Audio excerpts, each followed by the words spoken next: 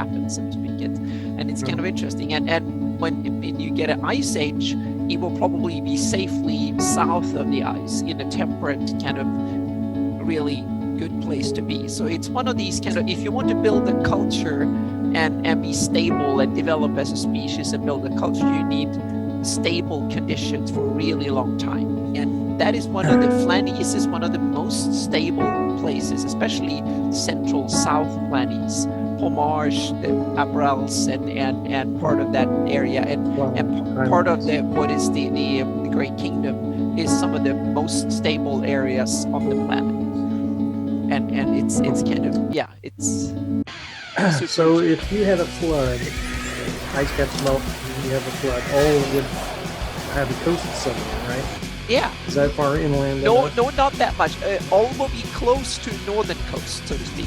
The north of it, because the valley, there will be a bay going almost up to La Polla, so to speak, in Kent. So south of it, so Al will get a northern coast. That's what I mean. It would get a coast. Yep. Yeah.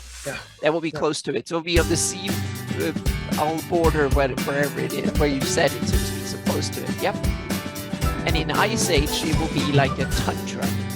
Then it will be an Arctic tundra because it's so high up that it's half frozen over, and it will be tundra and some boreal forest in the lowlands in the south, and the north will be just a tundra in Ice Age. So yeah. But it's depending. I kind of made it into a little bit of an extreme because in fantasy you need to go a little bit overboard to make it kind of to go slightly to the extreme, because the mundane is you need to be a little bit more than the average, because that makes it more fun as a fantasy world. But it's built on rudimentary science, so to speak.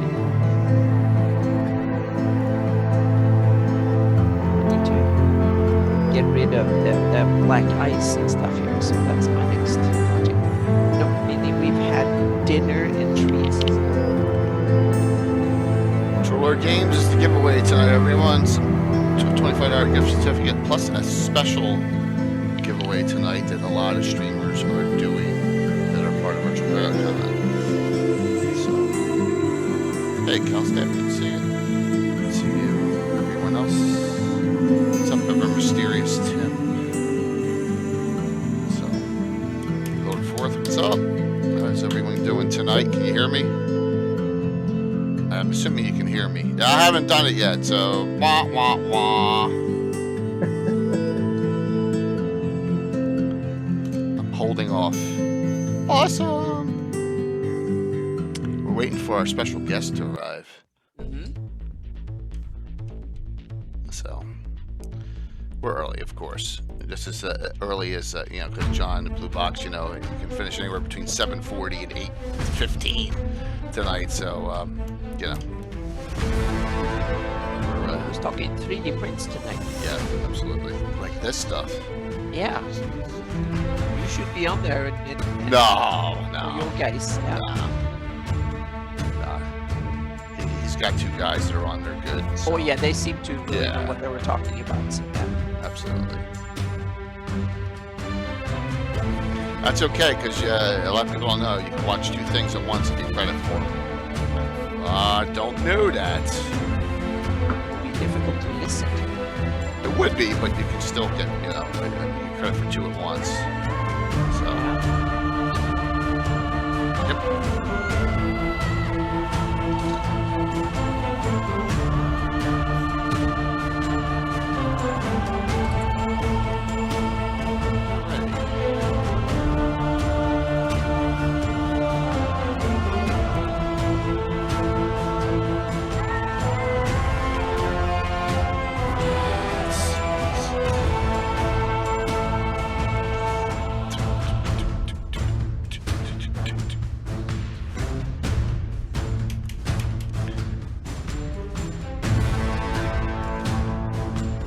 Say once again, on its way, the fighting pits. Patrick, can you hear me? Canadian? I got a question for you. I'll ask it live. Why not? want to play the same character, play for the joust.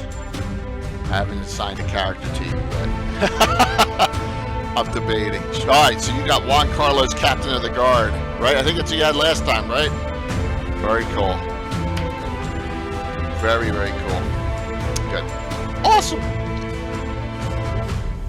I'm almost done. I got 18 of the 20 fleshed out.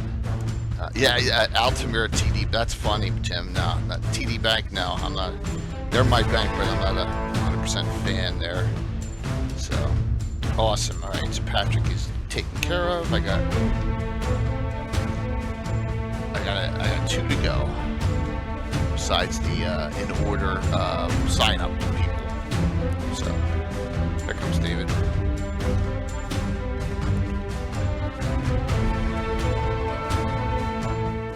I'm gonna miss a button here. Boom.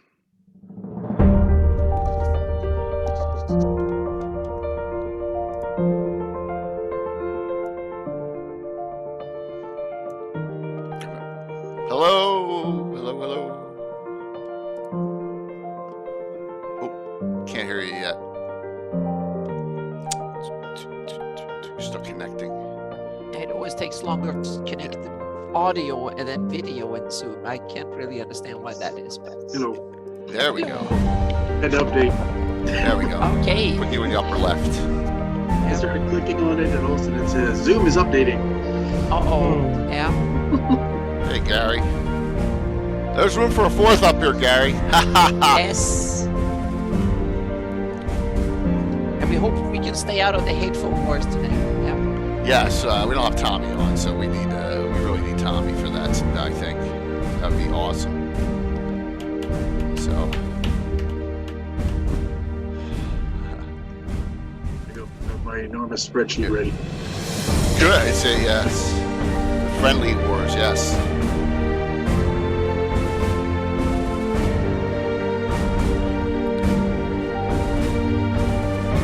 Hateful wars went right through that area. I mean, according to Tommy Pitchon's story, they fought right on the Altamira site there. If you read one of his recent blog posts, which was really cool. I really appreciated him linking in, and plus he linked in a lot of a couple other things, which was really neat. So there you go. Yeah, I guess Altamira is on the business end of the Hateful Wars. Yeah, it's right there. I mean, it's right in that area. So, hitting it up here. We're still coming on.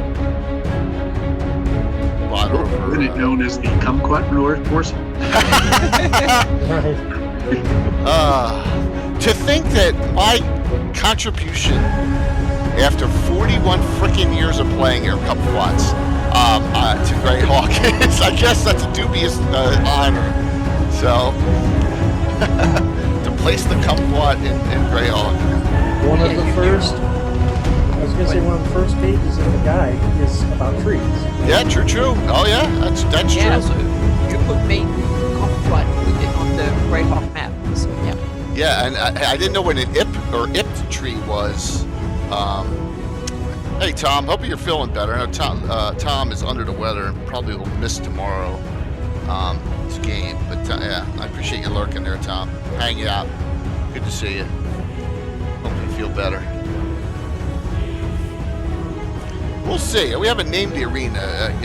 I guess no one's come up with the naming rights for the arena yet. I mean, Duncan Chelsea's pinching every copper he can out of everyone for all these advertisements. So go.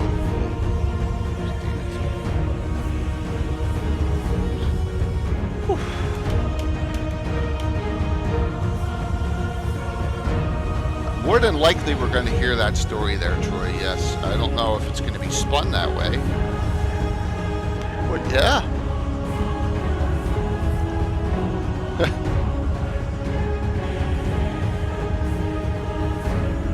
200,000 gold. Wow. To name the arena. Wow, it's got to meet the mayor's approval, though. Well, didn't the tunnel get sealed for most of them? I mean, for the Lost Tribe or whatever. La Lara, is that right? La Rara, blah, blah, blah, blah, blah. I can't even The say that right. Lerara. The Lerara. Yeah, I can't even say that correctly. It's tough. Yeah. Welcome. What's up, Gallagher? How are you? Migrations, Greyhawk migrations. Very, very cool. You know what? I'm sitting here doing almost nothing, which shouldn't be. So let me do two things here. Because Casey's on, and if Casey's on, we have to have the drawing start so that he can just go for the drawing and disappear. You should hold on to that so you get his attention for as long as possible. Oh, look at that! He was first. Yes, he was first. Awesome. Oh, that was awesome. That was good, Casey. Ah, made me laugh there.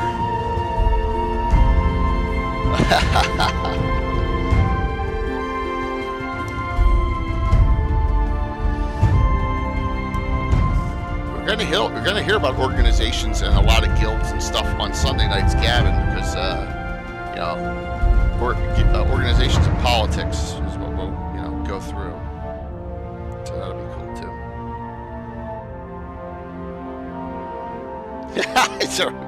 Is he a bot? Yeah, that's a good question. Is Casey a bot? That's right. Yeah, he could be. I don't think Casey is a bot. Gary, I'm more kind of. Gary Olin is still. Yeah. Gary's the robot from iRobot, just reprogrammed. Oh God, that was a bad movie. Gary does sound a little bit like Hal. Yeah. That's awesome. Yep. I'm a bot. Might be the coolest bot ever so far. That is funny. I'm going to run that for one more sound a little bit longer, and then we'll get started here. We'll come on 3 minutes early tonight. How's that sound? So,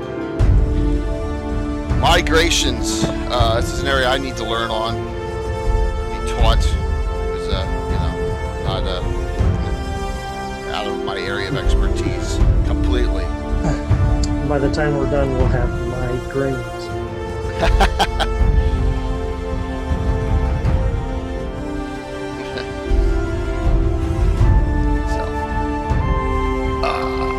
Got some announcements too, some quickie stuff. We're good. We're for the most part we're good here. So hopefully everyone's doing well.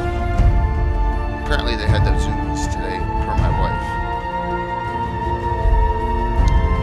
Yep. Alright, let me get this going here. So let's go up. We are good. Good. Alright, I'm coming on. Why not? We can babble a little bit. Hey, Skaggith, good to see you. Let me do a Skaggith shout out real quick, and then we'll come on. How's that sound? Alright. Hit the right button, Jay. Hit the right button. All right. I think I spelled discuss wrong on that previous page.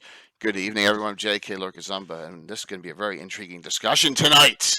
On migrations, we have our usual suspects, Anna B. Meyer and Greyhawk Mike Bridges. And joining us is an individual who really gets into the weeds. I mean, as deep as anyone's ever gone on Greyhawk research and publishing that research in a concise and clear manner.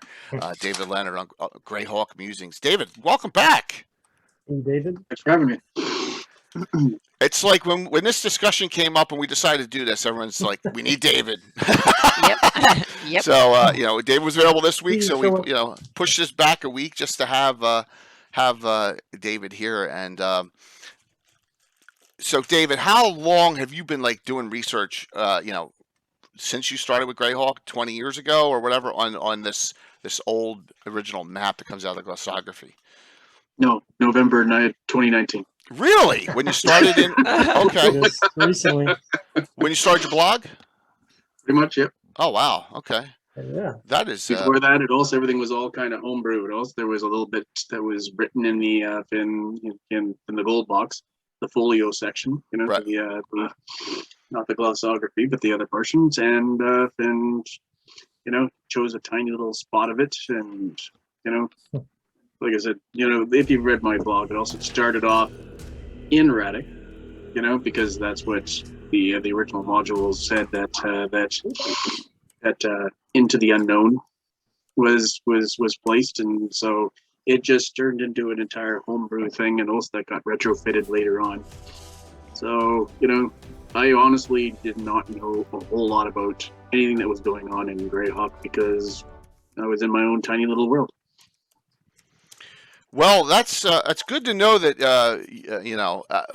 me playing for 41 years, and I never really I was like, oh, this is a cool map in Glossography, and that was it. We never did anything with it for that.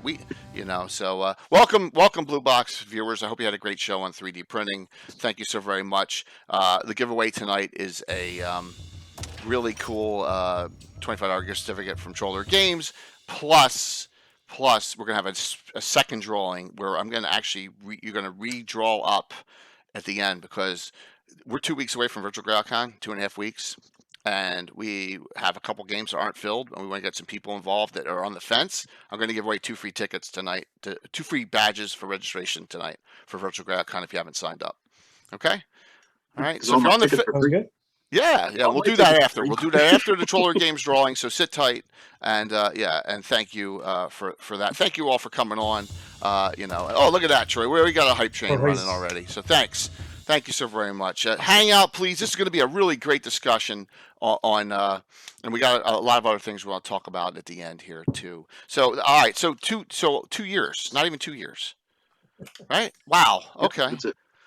Adam, how about you on research on migrations? I started, I haven't done any specific research on migration, but I started doing my kind of research for my mapping like over 20 years ago, and I kind of kept it up regularly, not as intensive as David, and also kind of not general research. I tried to figure out the geography, but since I had to read it, then a thing or two kind of fell into place as well. And lately, I've been working really hard the last 6 months on the planet, so I'm starting to get a global perspective that I've never had before, and that is really interesting because we're talking about migrations into the Flannies from somewhere else, and that's somewhere else I never thought about until now, and that have given me some new interesting ideas that we can kind of throw around tonight that can be interesting, I think. Yeah, definitely. Absolutely. Now, Mike, who's had a blog for 10 years, had to have discussed some migrations back in the day, right? Probably. I don't know. Yeah. I actually did not even look at my blog in preparation of this. Okay. Because nothing's really like coming to mind that I did. But a lot of if you want to talk about research over the years, I've always tried to reverse engineer migration information, and also read between the lines other stuff, which I'm sure we'll talk about later in the show. But it's not something that I've like dedicated any amount of time to laying out. Nothing wrong with that, admitting that. I mean, so a lot of us, like myself and my players, played the game and didn't get into the weeds like this. I mean, so the most we got into the weeds was we thought it was cool that the Keelanders had their own dialect Keelandish. That was like it, right? I mean, that's how deep we got into the weeds. Like, oh, look, Volandi, there's this, rural. We kind of like those different languages, which have something to do with the migrations, obviously, right? But that was it. We never thought about, because we didn't play. I was definitely captivated by the migration map. I mean, any map that has arrows on it, my eyes going to follow those, right? Yeah. Right. True. On that, absolutely. That's a good point. Maps are cool, and heraldry's cool, and having those maps. So I'm gonna hit this. I'm gonna go here. So here we go. This is the beginning. Here we go. This is the beginning of it all. And this, I don't know what print this was, and then it showed where your heraldry was. But if we scroll down real quick here, right to the beginning, it had some neat stuff. Brief history of Eastern Uruk and the chronology, and there it is. Right off the bat, you have this wonderful, wonderful map of migration. So, David, I know there's a lot more beyond this. Oh yeah, there's quite a What? bit. So Thing is, though, if you really want to get down to the base bones of it all, the history begins with the twin cataclysms. It's right in the folio. It's right in the gold blocks. And also, it's like everything beyond that or prior to that, and even a lot of the migration itself is left up to your imagination. You're seeing right there how the Sul crossed over from where the Sea of Dust is, the Suloi's Imperium, and they more or less stuck to the southern portion of the map, kind of, and then it shows that whole bit going up, but also where we see the houses of pursuit heading up there. But honestly, the houses of pursuit are, as discussion on Discord has been vibrant, it's apocryphal. It doesn't really exist in the real history. Okay, you just said something that I guarantee you 80% of the people don't even know what that is. So I'm going to, let's see if I do this without crashing the stream. We'll start with this. Let's bring up Gary's map, which I'm assuming has some houses of pursuit on it. Is that correct? And that's the wrong one. Hold on. This one. Yeah, Gary. Okay. All right. So what does houses of pursuit mean? And you're saying it's apocryphal. It's just it's made up content, and it's a discussion point. Is basically what you're saying. Whether or not it's part of Len's original campaign, whether his backstory, I'm not sure. I think people have alluded to that it's Len's backstory.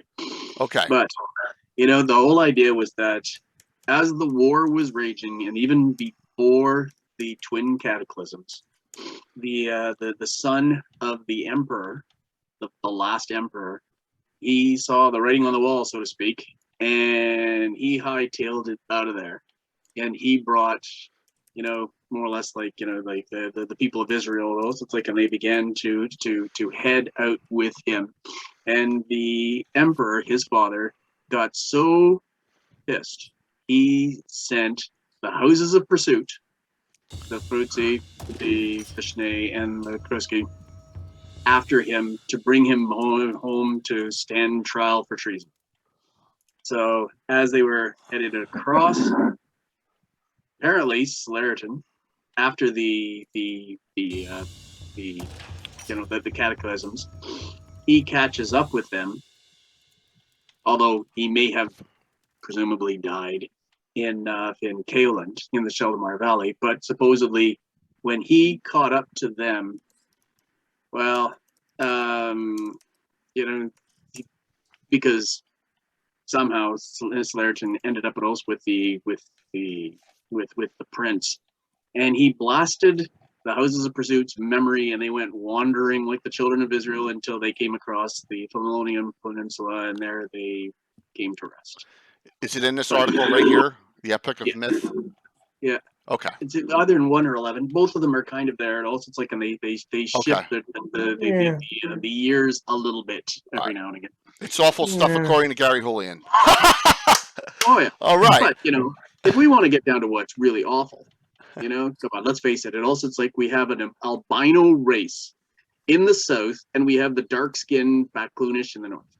So, but the thing is, let's remember, we do not have any pre-cataclysm histories, not really. Right. So we don't know where the hell they came from. They may have come from up towards where the Drawmage was, the Drawmage Sea. Okay. Way up in the north, and also where that word Bacloonish is up there. That they could have originated there. Okay. There's no saying that they could. They may not have. And as they expanded, then the Bacloonish came from even further west. This is just me, postulating a tiny bit. Okay. And they may have so the core of the Sulois might have migrated south. Might have. That's just a theory. So if that were the case, and because we don't know anything about that, there's the possibility that the Sulois may have migrated across the north, but that's not on our official map. Okay. Wow. So that's a possibility. But we're talking pre-cataclysm here now, right? We're not talking about way pre-cataclysm. Way pre-cataclysm. We don't know anything about land migrations. We don't know anything about demi-human migrations. At least I don't. Maybe Gary might. But I don't. Okay. So Gary says So- it all starts from he put the Becklunians north of the stool instead of the other way around. All right. So yeah. So and Gitano's correct. Possible but not official. But a good discussion point because I didn't hear about this at all. And there's a lot of alternate theories flying around out there. Just like and another one was on 2 days ago, and I found it really ironic on David's Greyhawk Musings. Aaron Froke puts up these maps. Like I was like, what timing? Yeah. And Gary goes, they're wrong. Well, so they're definitely got a little homebrew to them. yeah, they have a little homebrew and a little home theory to them. So if we're talking about pre-cataclysm, this is what Aaron came up with. Before. So let's talk before then for now, right? Let's discuss. Is this that doesn't even really jive with the stories as well. And also because Vecna's empire, at least like in the OJ one in 11, right?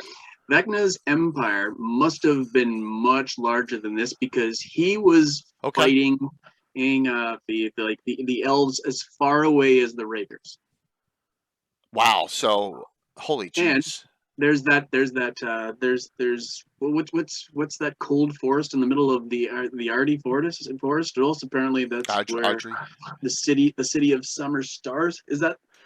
Right, the destroyed city. Yeah, okay. Yeah, that was apparently the last showdown in that zone between Vecna and the elves. Yeah, way over there. It's like and that's where it's like here, isn't it? Yeah. Yeah. That's even further. It's right here, about here. Yeah. Yeah. Well, a little bit east of that, but yeah. Okay. That's where presumably Vecna met his end. So, that's much larger than what's being shown there. Troy's already throwing Sewell jabs out there and Vecna jabs and all that stuff. I mean, you guys, this is like cannonballs are coming everywhere tonight, which is cool. There's nothing wrong with that. Nothing at all. All right, so we'll knock this map off for the time being here and go back to this. I've been generally following Len's storyline because that's the earliest timeline, but I've dumped a whole lot of stuff out of it. It was like the Tiamat thing and the and such. Yeah, because Len has Tiamat and Bahamut as major deities in his game, and that's probably where that came from. Thank you all. So very apparently, much. the Tiamat was a Sewell princess or something in his campaign, like way back, in his prehistory, and then she became the dragon god. So, like I said, this is all apocryphal. So you take what you wish, what you want out of it. Okay. Right? So if you wanted all the way back, it also as far back as you can go, because remember, most stuff is apocryphal. There are a lot of references from dungeon magazines and dragon magazines, and also that do set timelines. Mm-hmm. But the earliest thing that I can come across is if I look at my little thing here. The earliest thing is the Valley Aves are present in the Valley of the Mage, 14,000 CY. And where is that located? That's the Valley of the Mage. That's you mean 14,000 years BC? 14,000 CY. No, CY. Where is that? Minus 14,000 CY. Oh yeah, minus. Is that located in the timeline? Where's that located? That notation? It's not on the timeline. Okay. No, but yeah. Mentioned for the first time. I wonder who mentioned them. That's the interesting thing. David They're should know mentioned that. for the It first might time. be the Veil of the Mage. Yeah, meaning did they mention themselves? Do we Gary have says it's a bad data inscriptions? point. It's a bad, and here's why it's a bad it's data interesting point. that they are mentioned for the first time, and then my first question is who mentioned them where, so to speak. Well, Go ahead. it's a bad data point go ahead. because it doesn't lead to anything. It So- can't be. It's a point. Yeah, But it does anchor the elves as being thousands If of that's years what they're trying prior to to achieve. humanity. Yeah. at least in So why this the Valley part of the Aves? world from Britain, at least they had civilization here, so they left some sort of record. They put inscriptions in rocks or something else, so to speak, that they left. Yeah. But also in minus 14,000, it also has the crafters built the city of Egzag in I know where at that least is. 12 That's in the Mountains of millennia Dawn. before the Flan arrived there. And that's in Dungeon Magazine 145, page 40. Who wrote that? I don't know. I've just got the notation here. Oh yeah, I take the notes from you, David. So it might be a right. routine. So we're talking here, Exag, right here. It was built a long time ago. So it's the oldest. Is this the oldest known non-Flan city? Yes. Okay. Okay. Mm-hmm. So then after that, we have minus 13,006 CY. The Kopru calendar begins with the founding of their first and greatest city-state, Shotho Kopur, nearly 13,000 years ago. And that's in from Dragon Magazine 354, page 62. Wow. So Not like familiar. there's ancient stuff. Yep. Of course, like I mean, it's not going to affect your campaign much. No, but it's interesting to get a sense of where things can come, because to me it builds a layer where you can find like interesting inscriptions in rocks that can lead the characters into a spiral, meaning dead ends and old stuff. You need to have a lot of junk data to make the tidbits, the gold mines, so to speak, disappear among things. But they should make sense. They should just don't be rubbish. They should make sense. Yeah, and Gary says don't try and put numbers on these ancient things. It would be like us saying what's the time frame of Sumeria and all exactly. Well, and that's yeah, tough. but it depends. We know fairly well where a lot of the things happen thanks to science, but that's up to you in a fantasy world how much you want these things to be dated correctly or not, so to speak. So yeah, because of the publications, we don't have enough data to go that far back. You know, the Great Migrations are like negative 400 or 500 CY. Yeah, they're not so that far means there's back. we're like 2,000 years. 5,000 years of Sul Empire That's before the that. true beginning of the campaign.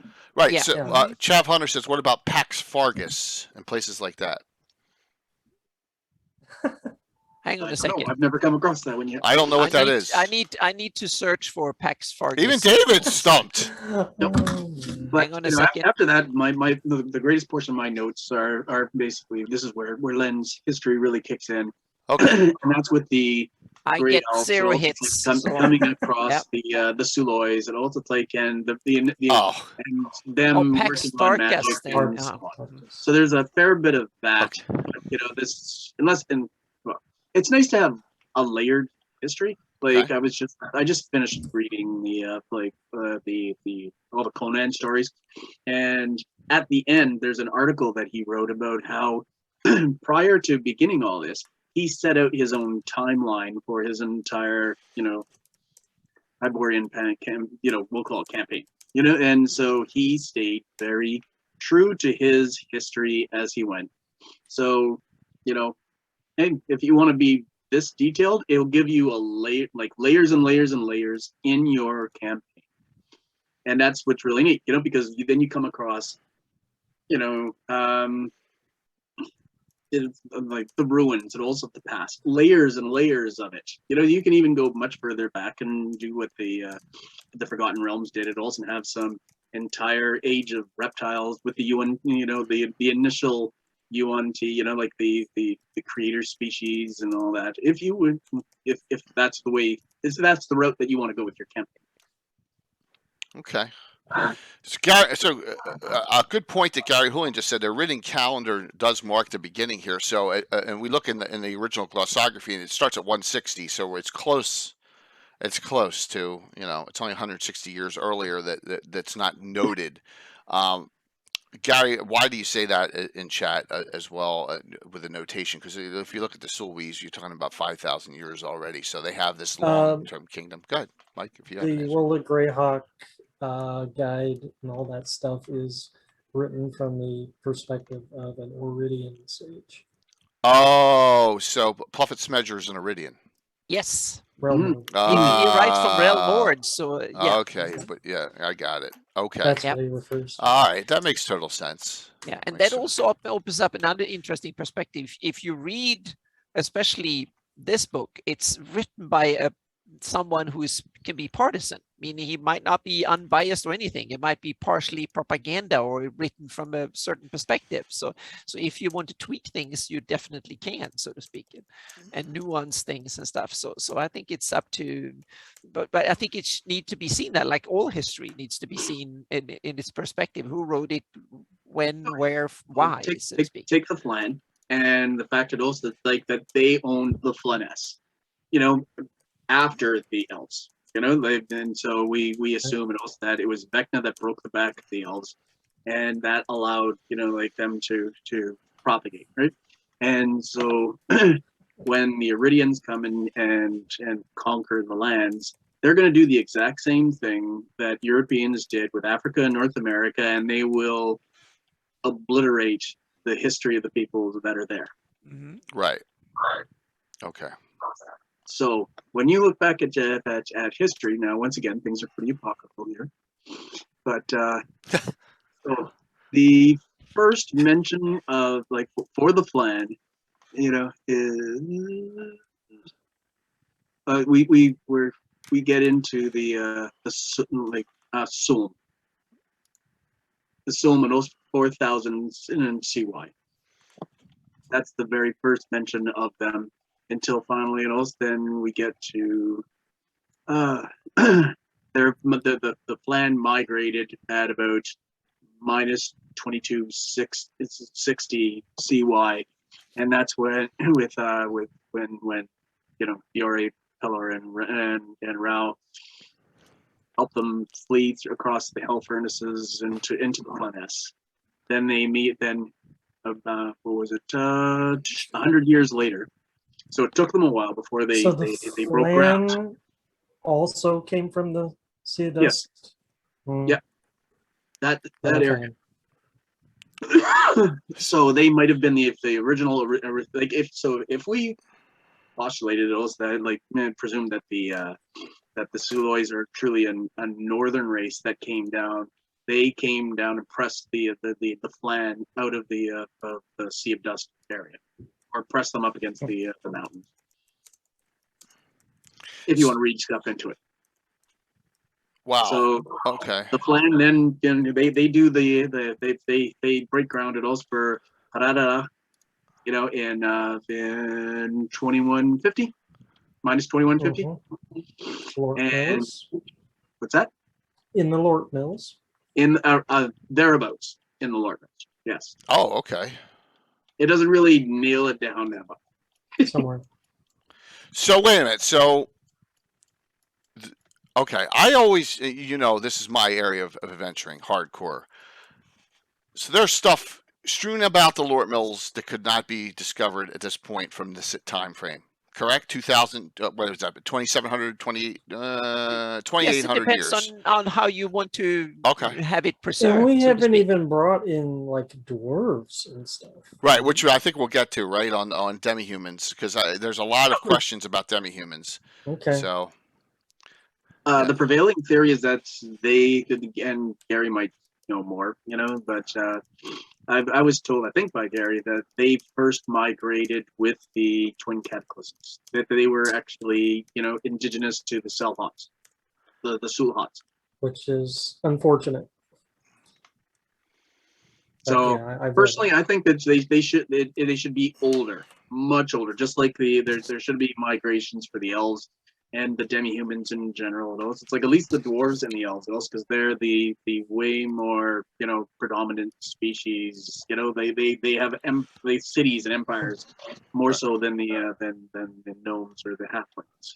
So far, and this is why I don't like this original source here, is everyone's at the same starting line. They're all starting on the west side of the map and going this way, except the elves. I guess the elves are the one who are original OG to France. All right. But, so help. I'm going to ask some dumb questions. All right. Please. Vecna's Flan. It's at least early Flan. Yes. Yeah. Mm-hmm. Okay. Early Flan. That when they drop the or not, we can. All right, that's so Vecna, debatable. So okay, but we all know that Vecna was a great idea, and they just from a book, a couple lines in the Hand and Eye of Vecna, and then it gets expanded, just like everything else that happens. So it really and then a lot of things are shoehorned in. Yeah, Zero Gygax, but and we know his base is somewhere in here, right? I'm close. Where he started. So where's his keep? His keep is in the march there in hang on a second. In the Grand March, right? Right here. Yeah. The Rushmores, right? Yeah, Rushmores. Yeah. Okay. That's where he had his and the I put the city Rotted Tower, correct? Yeah, and I put the city east of it, judging from very, very scant data, so to speak, that it was central in the Sheldamar Valley. That's basically all.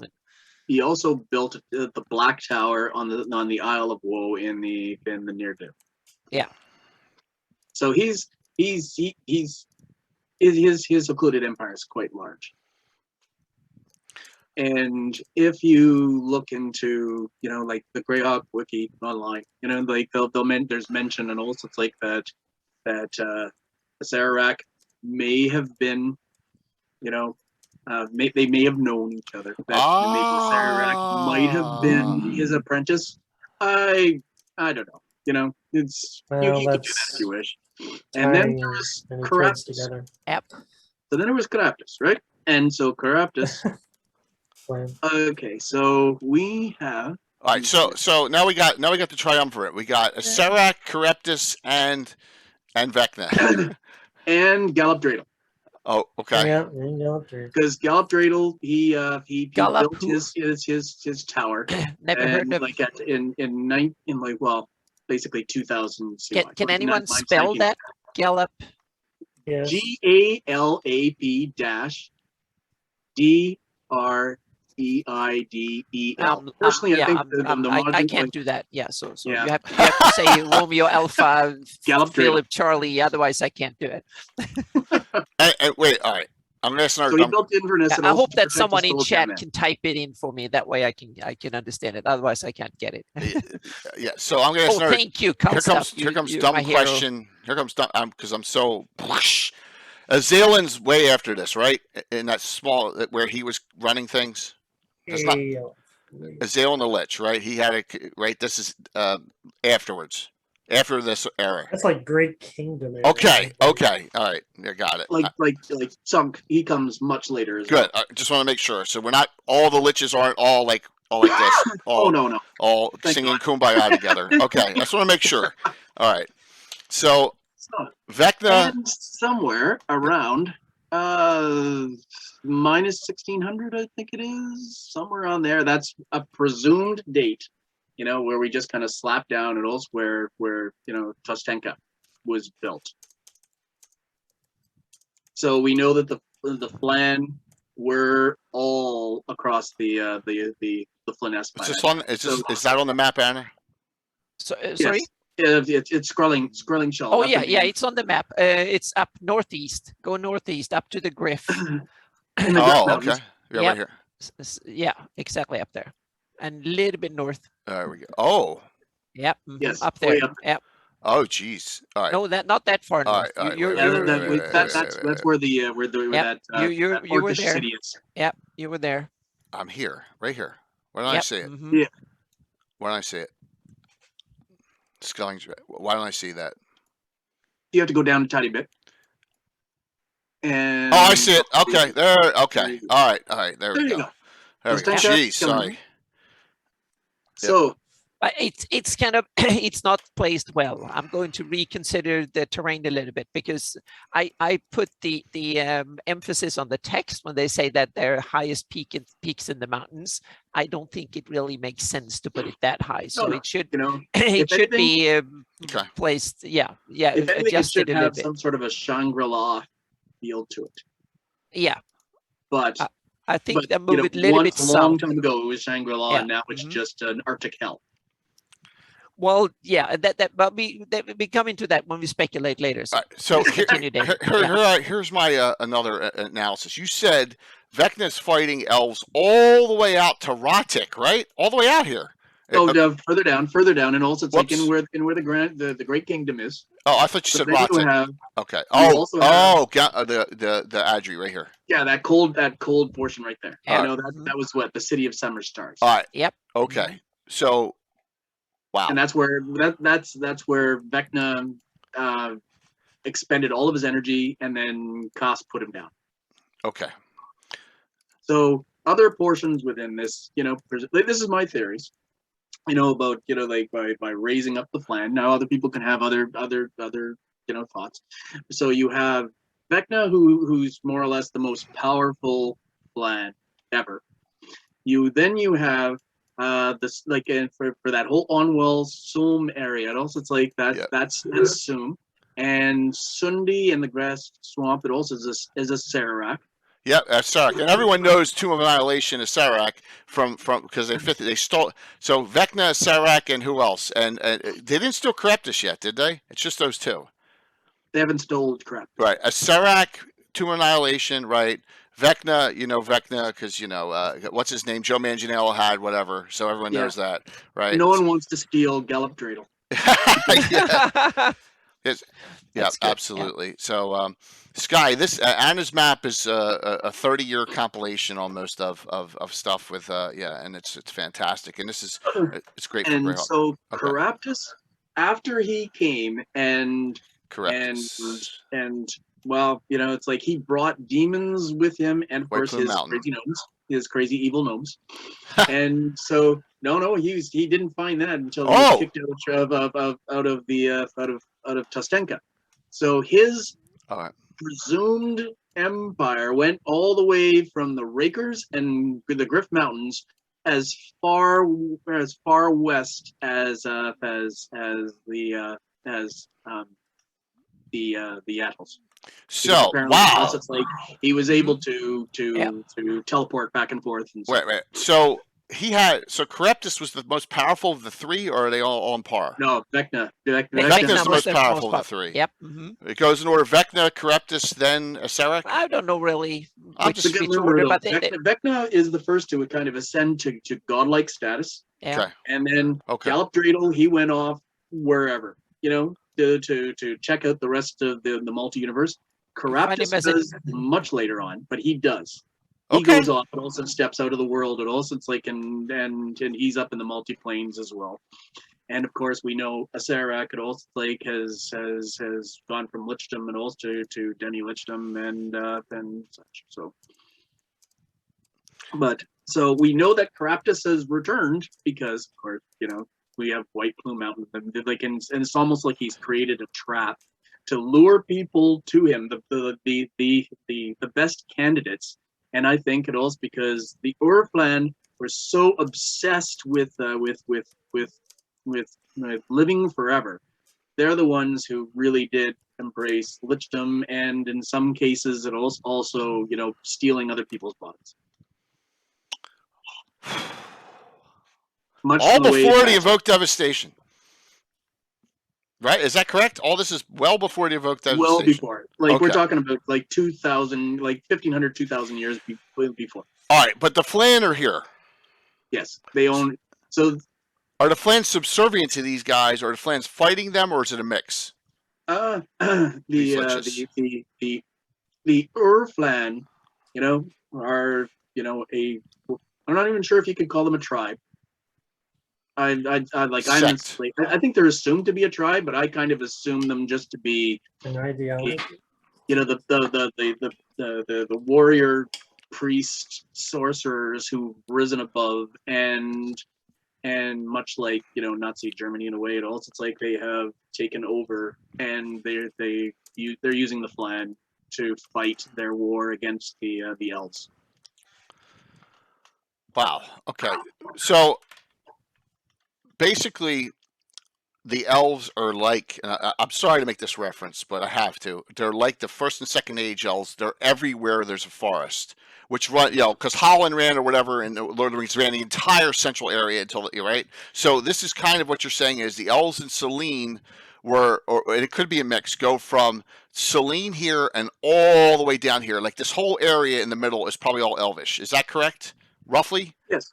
Okay. All the way from High Fort, like from the High Folk, all the way down to Selene, all the way to the Crystal Mist, because remember that's where the Grey Elves were. Okay, so all right, so the whole Sheldamar too, for most part, a lot of it. But and also realize that the landscape looked different. We're talking thousands of years ago, so the landscape looks different. Oh, Not most likely. Everyone seems to think that the landscape and the land is kind of static over thousands of years. Right, I don't think that for a second, and that's but we get to that. I just wanted to say that point. Keep that in mind.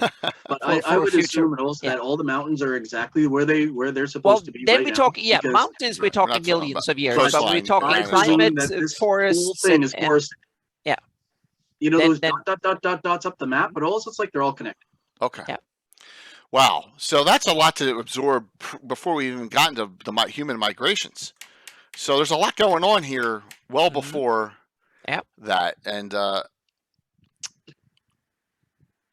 I'm just like at a loss. I did not know. I didn't even put together that all three. Never did those four it's so liches cool. It's like Greyhawk has. You have the kind of the firm history from the about 2,000 years before 576. Then we have a fairly good clue, and then we have some hints for the next 1,000 or 2,000 years. And before then, it's pure speculation, basically. Right. So Gallop Dreidel goes planescaping. Okay. Vecna is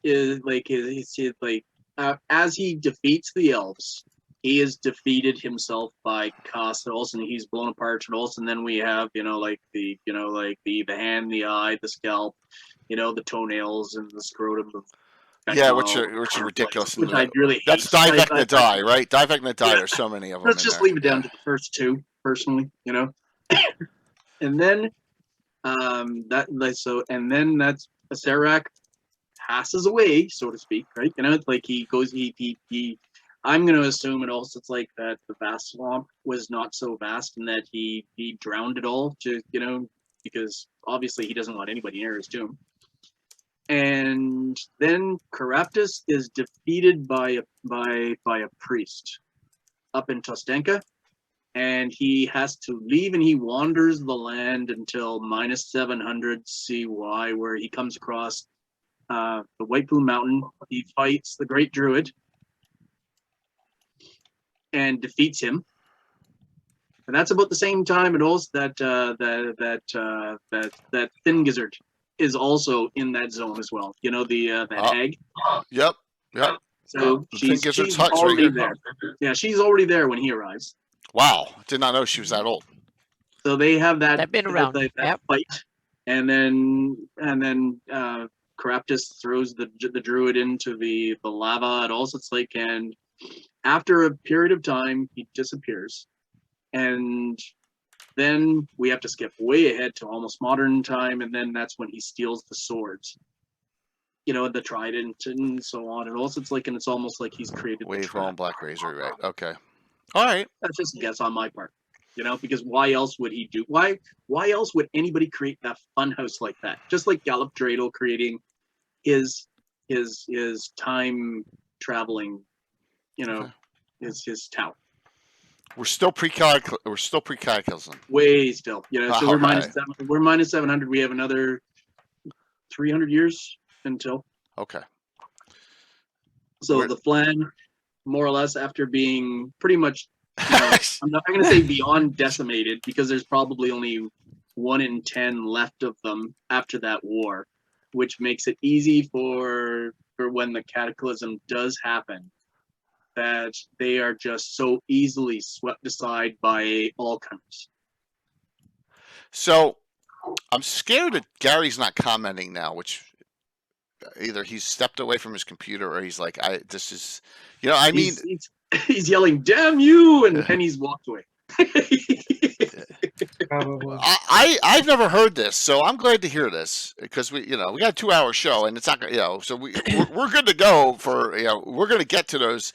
Remember, all this that I'm putting together is a lot of it's apocryphal, a lot of it's from places like Len's timeline, a lot of it also like some of it is from the return to White Plume Mountain. Plus, there's mentions and also it's like like in both the Ghost Tower of Inverness and the Return to, and all these things, and also like that they had doing, So above and beyond, I want to say this in honor of our dearly departed and friend who had been on the show over 40 times, Len Lakofka, that I'll take what Len says almost as, very good published source, because I mean, how much better do you get than Len Lakofka? Now, Aquaman is an exception, but well, yeah, but we have to make that acknowledgement that there was parallel house campaigns in Greyhawk, just Absolutely. like our campaigns differs. Well, here's that the Len's thing. differs from Gary's and differs from others. Here's So the we have, thing is, yeah. we know. Oh, hey, Carlos, good to see you. We know for a fact, we had Alan Hammock on. White Plume Mountain wasn't even in Greyhawk. Exactly. Yeah. So what we have in published sources and later on is a conglomerate of input from, and certain things contradict other things and so on and so forth. So we have, was it Jason who said much earlier? It also, it's like that Vecna was not a Gygax thing; it's a Bloom thing. Exactly. So yeah. But Gygax put it in the original brown box. Let's call it that. Whatever it's called. Those original ODD. Yeah. What's up, Carl? Okay, so Steve Wilson did that, and Len rubber stamped it. All right, thank you, Gary, for that clarification. A little different then. I thought a little differently of that. All right, so why don't we get to the human migrations at this point? We're close enough now, and also it's like that we might as well just get to the war. All right. So the war had been raging for quite some time. So the Flan have already escaped. And with the war, you're talking about which war? The Great War between the Backloonish and the Backloonish. So we're right here. We're getting here. We're right here. Sewell Backloonish. Yeah. We're right in this area, right here. Right here. So the Len Lakofka, Steve Wilson thing, and also it's like has the war, in fair detail. And also it's like about how something like they swept, like the Sewell came across and began to abduct Backloonish people as slaves, and then finally the Backloonish had enough. The war escalates. Then there's plagues.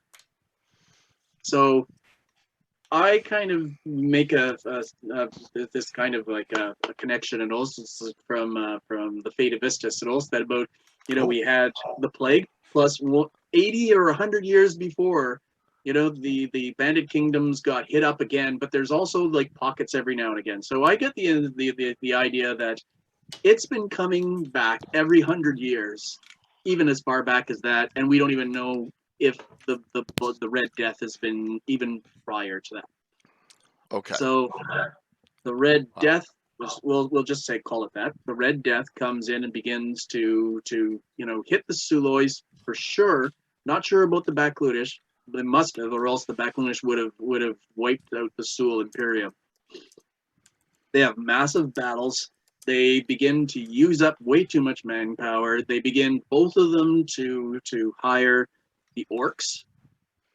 And that's why it says that's why it says here first employment of humanoid mercenaries early in this timeline for some reason. Yeah. Okay. Hobgoblins and orcs and goblins and so on. And then after that, it also it's like the Sulois. Okay. It hits them. With their portion of the Twin Cataclysms. And then the Backloonish pretty much win the war because the dry steppes are still generally habitable, even though they might be kind of hell on earth. But the Sea of Dust is just death. I agree. But that seems to be the last real great accomplishment of the Backloonish, other than the fact that they migrated north, and then they even migrated across the top of the map until they found the rovers, and the rovers kicked their ass and turned them back. So some good questions going on right now as we can go to this map, and you know what? I'm going to pop Gary's map up for these here. So that explains this. So Jason Zverda is actually asking a question, which is great, Jason. Where did the Sul and Backloonish fight for the most part? Is it on the border between the two? Like, is it here? Is it right? Is it in between the mountain ranges here, or is it in their own lands? On either side. They would be attacking on either side, because that's a big mountain range. Yeah, it is, and there's got to be some passes through there. And just there's no mention of them being on the other side. okay. On the eastern portion of the mountain range. So we're talking about along the long border here between the two empires. All right. But these are all apocryphal. But then even from the original map, we see all the starting points are over there. Yes. On the west portion of the crystal mists. So the Iridians, which Gary has them based west in Ul. The Iridians were in Ul. Okay. But this is not all in history. This is not an all. Well, this is all here, isn't it? Right here, Yep. right here. Yeah. So Gary, this is Gary's map. So Gary is saying that the Iridians came further west, settled in all because the arrow, and then goes lesser, and then all the tribes go out, and I'm assuming pre-devastation. Is this correct? Mm. The Iridians started before the invoked devastation. We're already going into the Flannis. Yes. Mm-hmm. Mm-hmm. David, what do you think? Mike says yes, or am I speculating? Personally, I would suggest also it's like that maybe the Iridians and also like we have the Sulois to the north, we have the Iridians and also it's like where the Backloonish might actually have originally been, or else maybe they came from further west. Maybe they're the reasons why the Sulois got pushed out, and then finally the Backloonish come from much further south and push. But that's just my take. Okay, but you say that Iridians and yours are all based, right? Is much as I find intriguing. But that's where the map shows they start. That's where the map. That's where the old map. Okay, so that's where I'm bouncing around. Everyone, sorry about that. Our map. Our map here shows our migrations map. It shows all. It shows all. Okay. Mm-hmm. When this line here is a lesser going up with the Backloonish, I see, and because the hordes are of Backloonish Iridian descent. Okay. They're not specific, they're not completely Backloonish. Okay. Wow. And so the Tiger Nomads are of Iridian Backloonish descent, and the Wolf Nomads are of Backloonish Iridian Flan descent. Okay, and so let me go back to this map here, so we all know that is. So Tiger is Backloonish Iridian, and Wolf is Backloonish Flan Iridian because of right. Okay. Yes. All right. So Pearland as well was originally kind of Flan as well, even and then the Iridians come in and take that over, and then you have a mix as well. All right, so Aksag was a Flan city to start, is what you're saying, because it was the oldest city here, or no? Well, I haven't really dove into it that much else, but it's showing them to be, one of the Flan areas originally. Okay. It seems kind of makes sense. It also it's like because when the Iridians really begin to migrate, it also it's like that they didn't that's one of the last places they kind of get to. Okay. Wow. All right. So what is the okay? Yeah. So we've got Joydy makes she tricks the Sulois into teaching her how to make her mask, and then she uses the mask to free her people, and then they begin. The war is still going. The cataclysms have not happened yet, and they begin to move, and so do the humanoids. Which are at not the same sure. time. Okay. The humanoids are being are supposedly harrying the Iridians. I don't really buy that. I get Mike's the same deal, and also it's like, well, where do they why does everybody have the same jumping off point? Maybe the orcs should have already been all over the Flaness, just like the elves, because they've been having their ages long war. So So why are the Okay.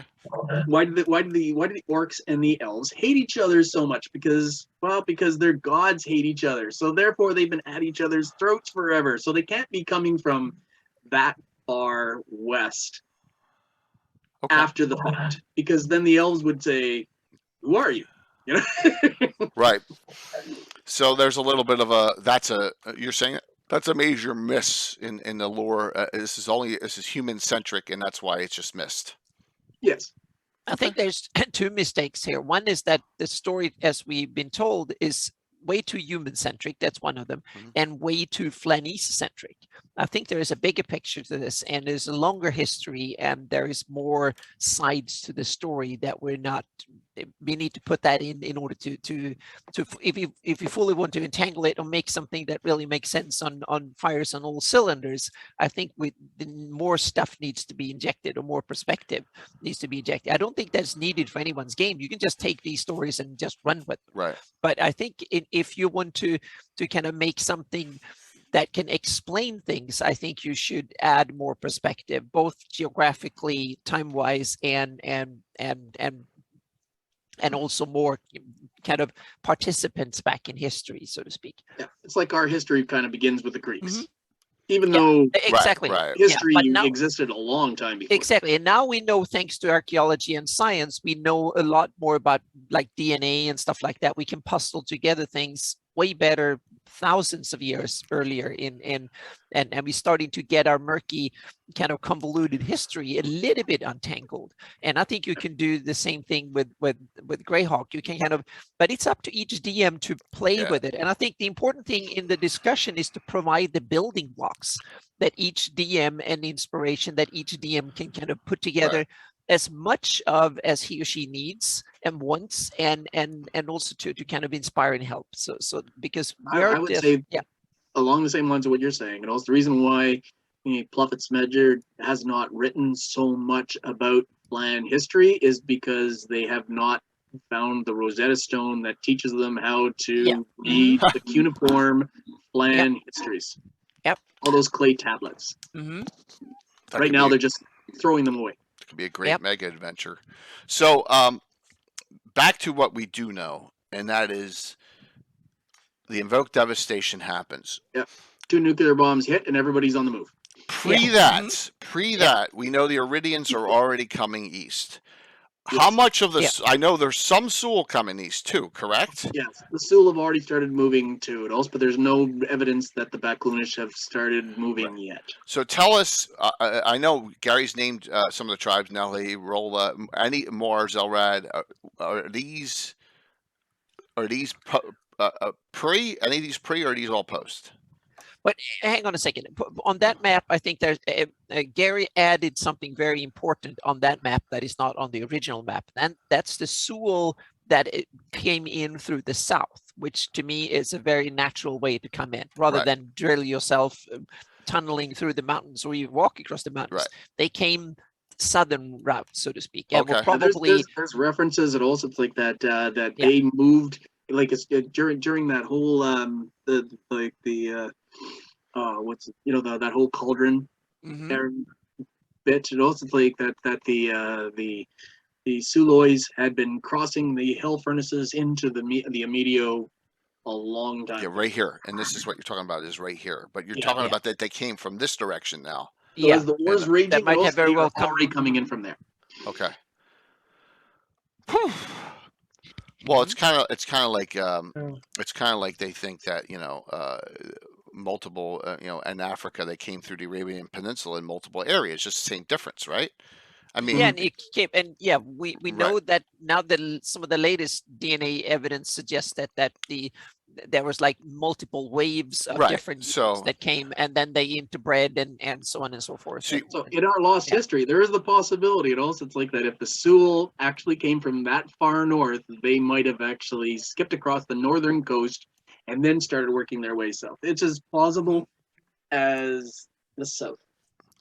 You know what I mean? It's like if we want to take it back that many, like from say the Bering Strait sort of a effect. General question from Ashur, and I think he's being rhetorical though. Were the Iridians ever passive? And I think the answer is no. Probably not. They seem to be in kind of an active culture. Yeah. Yeah, and which is people. okay. I mean, it's a great question. Wow. I don't So, even think that the Iridians were even civilized when they said that they were. all right. I So, think there's a lot of people say that Iridians are not civilized yet, so to speak. So yeah. Yes. so Gary has added this and all of this into the original map, and that came, noting. Gary, if you're on, tell us: is this pre-cataclysm or both?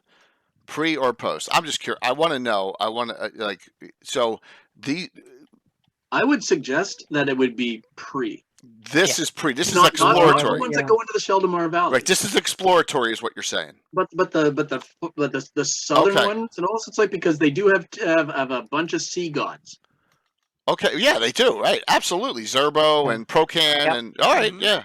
Yeah. Which So I'm that's personally, a I'd great be- point. That makes sense. That Damn, there we should can't be ask Lynn. that there should be an arrow north through the Oldman Island up to the Sheldamar Valley and that coast. I think that would be Okay. kind of and that would explain also why the Scarlet Brotherhood knew where to go. And that's what this Yeah. SB Mhm. stands for. You know what I mean? It's like, so if they're moving their way over there after the fact, because we know that they were on the move after the cataclysm, Thank you, Gary. because what's his name? Calabar? mhm. Cavalli? If I forget. Anyway, but he had a vision, and then he got out, like mere hours before, before Okay. the Reign of Colorless Fire. So he would have known where the pockets of Sewell would be, because that way he's just not migrating forever. Right. He's not like Abraham in the Sinai, right? Like he already knows where he's going. I'm going to throw a wrench into all this. What the hell are the gnomes, halflings, dwarves, and elves doing? They were not Nothing. added to this. I They were not want added to know. I story. mean, I want to know too. Yeah. But So- the story doesn't tell that. So I got that absolutely. but they Anna, might simply be because it's just like Europeans writing history. The rest of the world barely exists. It might be the same thing here. Pluffett I'd wrote the say that story. the- He wasn't that interested in the Hobbinists and the Noonis and the Druer and stuff like that. He barely mentions them because he thinks that Alderaan says they're already there, and yeah. I would that's suggest an that easy the elves and explanation dwarves too. are They already were there. already there. elves Yeah. and dwarves only. And Elves- I would kind of, but no, then you would have to decide where the other ones are, And I would suggest that the Sheldamar Valley is a wonderful place, but also for the gnomes and the halflings, and and that they rode on humanity's ascension Okay. as they go, Okay. especially the halflings. Sure. And of course, if you want to bring in all that, the spaceships and the Blackmoor. I don't want to stuff, even go there with the it's like- Rene. I don't even then- want to go there with those. Yeah, that kind of- now we don't need to solve every But- problem today. Right. Right. I was reading Will's blog, and the way he has a theory that the gnomes are fake, and this is the reason why the gnomes and the and was it kobolds hate each other so much, is because they're both fake, and that they have that same history that the elves and the and the orcs have. So, That's interesting, but I'm more of a practical person. I think they're competing for the same lands myself. oh yeah. Yeah, Hey, but you're okay, that's camping. cool. Yeah. And whatever, I've had some people comment also in Discord when these discussions are going on, and there was one guy who said, "Yeah, I try not to throw in too much in the discussions." He says I'm really cool with the spaceships and all this sort of stuff, but also it's like, and I went, "Hey man, it's your campaign." Exactly. And just remember that, everyone. You do what suits your computer. You could just ignore this whole show if you want to, and just play in Greyhawk as it is set now. But this kind of gives you an idea of the level that.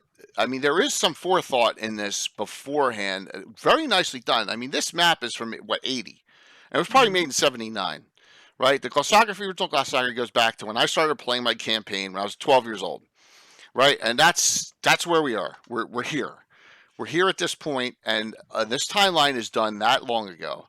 So there is some thought into this when they started. And for that time frame, I think this is real detail. Yeah. So, Jay, I've got a question for you. Why Sure. did you choose Ulick? Is it because it's on the Wild Coast, right in Yeah. the Wild Coast, right in the center of the map? I love. All right, so I'm going to go off on a little tangent here because David asked me a question. David, I think it's the first time you've ever asked me one of those questions, so I'm going to answer that question for you.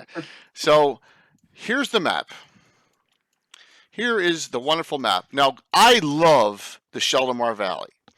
Always have loved it. And it has nothing to do with where our adventures are placed.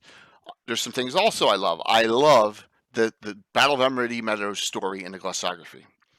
In fact, our first generation of characters when we were kids, you always want to be the hangers-ons to a great story. Our characters fought in the Battle of Emerald Meadows when we were like 16, 17 years old. That's where we started. Because we're like, hey, we'll put that in as our pre-story. From that point on, I love demi-humans. I love Selene. I hated this isolationist BS that was brought up in From the Ashes of Selene. I hate it with a passion. Absolutely hate it. Me too. I can't stand it. But when we started getting into depths here in the early 80s, David, we saw something that just was glaring. The Hateful War stories are wonderful, and then Tommy expanding on it's even better. But when they said that all these humanoids fled these mountains and ran to the Pomarsh, and we're playing, and we wanted to create an organization because we wanted a knighthood. Because knighthoods are cool when you're a little kid, right? When you're 12, 13 years old. They're still cool. They're cool, right? And I said to myself, why is this river right here have nothing on it? Because there's nothing on this map back then. It's empty. Why aren't the humanoids coming across and attacking back in? It's empty. There's no defense. There's no towns. There's nothing there at all. So that's when we said, why don't we defend it from the humanoids on the other side? And hence, that's why we started and had the Order of Ulick in this area. That's why, this whole thing with the borders. Yeah, that's it. There was a natural border because you want conflict. When you're a kid, you're like, wars, right? And fighting. Now you have a knightly order and you have kumquats. So you really exactly. And then in 1980, and a city. Yep. Well, this city was founded in 1987 when we went down to visit Mark and we did an adventure and we haven't built a city yet. Let's build a city. And that started, Altimer started in 87. It's called the Cavalier site at first. Yeah. So hopefully that answers it, David. That's why. That's a cool answer. Yeah. And then with everything going on, and if you haven't seen it yet, which you probably haven't, but the Post Fest, I've been talking about the Low Road for 3 months now in my games and my adventures. And they're finding low road locations that are connecting. I can't wait till everyone sees that story from David and from Rich. It's awesome. What's going on here and tie it into new canon and old canon. But thank you for that question. We've been sworn to secrecy. Oh, yes. The Dark Brotherhood to hide the secret of the kumquat. Yes, that's all that was there. There was a grove of kumquat trees at the time. That's it. That was on that site. So there you go, David. There you go, Gary. All right. Well, back to lore here. So get fruit on Mickey. What is hoops exactly? But hoops came from Highport. Tim, you reminded me of that too. All right. Let's get to this. The migrations are starting. Is there any detail in any?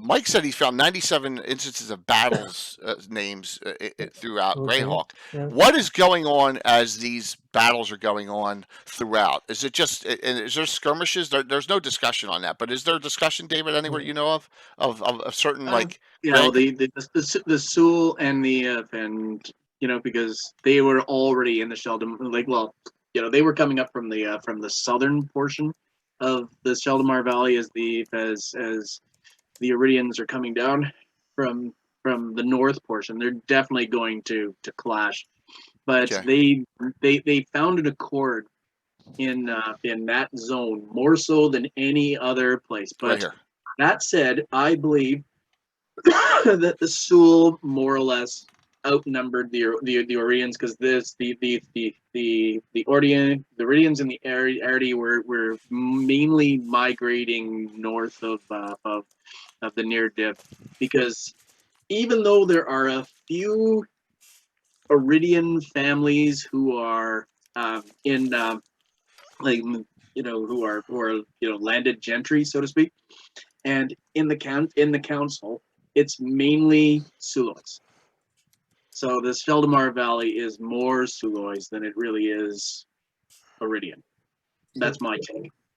So there's then mention while they were going around the near div, they were going to the south as well because the entire Greyhawk plains are originally Sulois, and we get that as well because we have the Duchy and County of Ernst as well.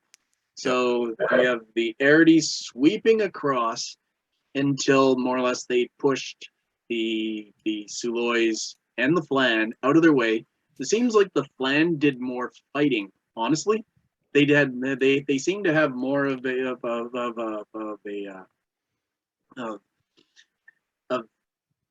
maybe consider it feeble, but at least they fought because we have a number of battles between the Iridians and the and the Flan, and of course we know about the famous one and also where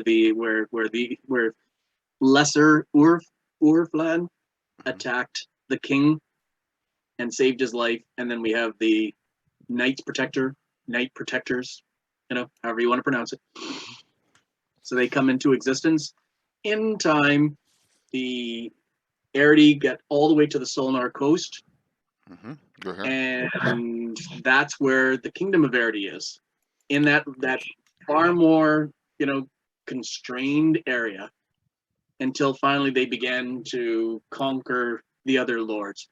So maybe Mike knows more than I do. It also, it's like, because I haven't really dove into that yet. It also, but we do have the story of Lum the Mad and Luco. Oh, pre-Great Kingdom history.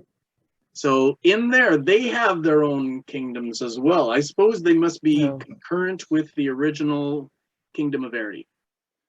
Interesting. And we have Flan kingdoms before then. We also in have that area.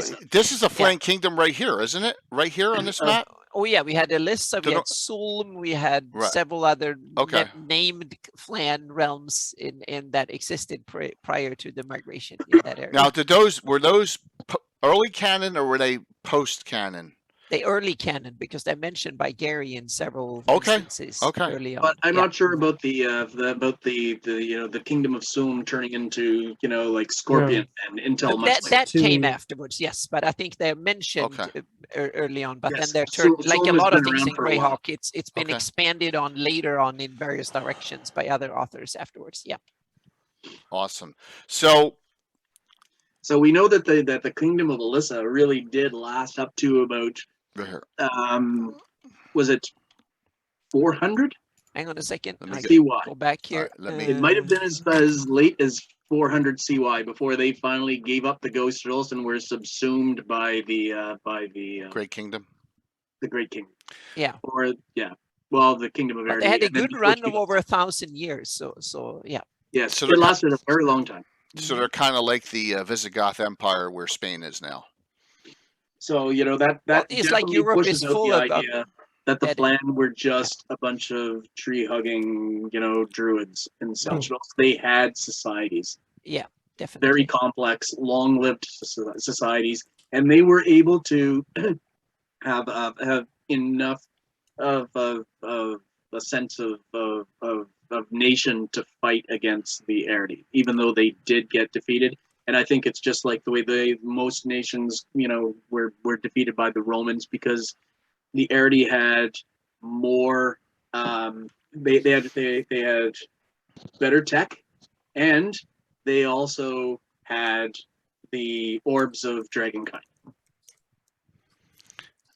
So, Coma, I don't know if we're going to get to that tonight. Who are the Rene and why are they here? Because there's such conjecture on spaceships that are from another planet or they're from the far west. I've heard it all. I don't know if we need if we want to go there. We may discuss it a little bit if we get some time on. Some they're not part of migrations though. They arrive at around what 400? 400 CY. CY. So that's that's modern time. Yeah, so that's only like it could be between 170 and 200 years, depending on your, Yeah. which is a blip of an eye there. All right, so in the migrations, by the time that the Iridians, the Ardi get to the Sol to the Solnor it's a seas, gate. Yeah, okay. Okay, go ahead. they meet up and also with the Sul and the Flan, who've already begun to like they've mixed because the Sea Barons are all Sulois Flan. With a little bit of Iridian, and also it's like, and the Lordship of the Isles is Sulois, and up north and also in the Thelonian Peninsula and so on, and also it's like they are all Sulois. But of course, All the the barbarians. Cold Tongue is Suloi is a Sulois Flan language. So that means they've been mixing together for a long time. They had to have been cohabitating for their language to melt. Okay, because they all speak it. All three. All three speak the same language. All speak Fruz. Okay. And for whatever reason, we have this blip up at the top of the map, and also which is Stonefist, Which doesn't speak. Which is apparently mostly Sulois, and I don't buy that. I give them a small S. And a very small. I see them as primarily Flan with some Sul influence. That's how I see them. So I believe it also it's like that. Just like 10 is where like is the civilized Flan, and that they are the ones that also were in the better arable land. It also it's like when that at the end of the Flan period. So we have the rovers who are taking who rove the entire barons, the entire north, at least until the Backlunish relentless horde arrives.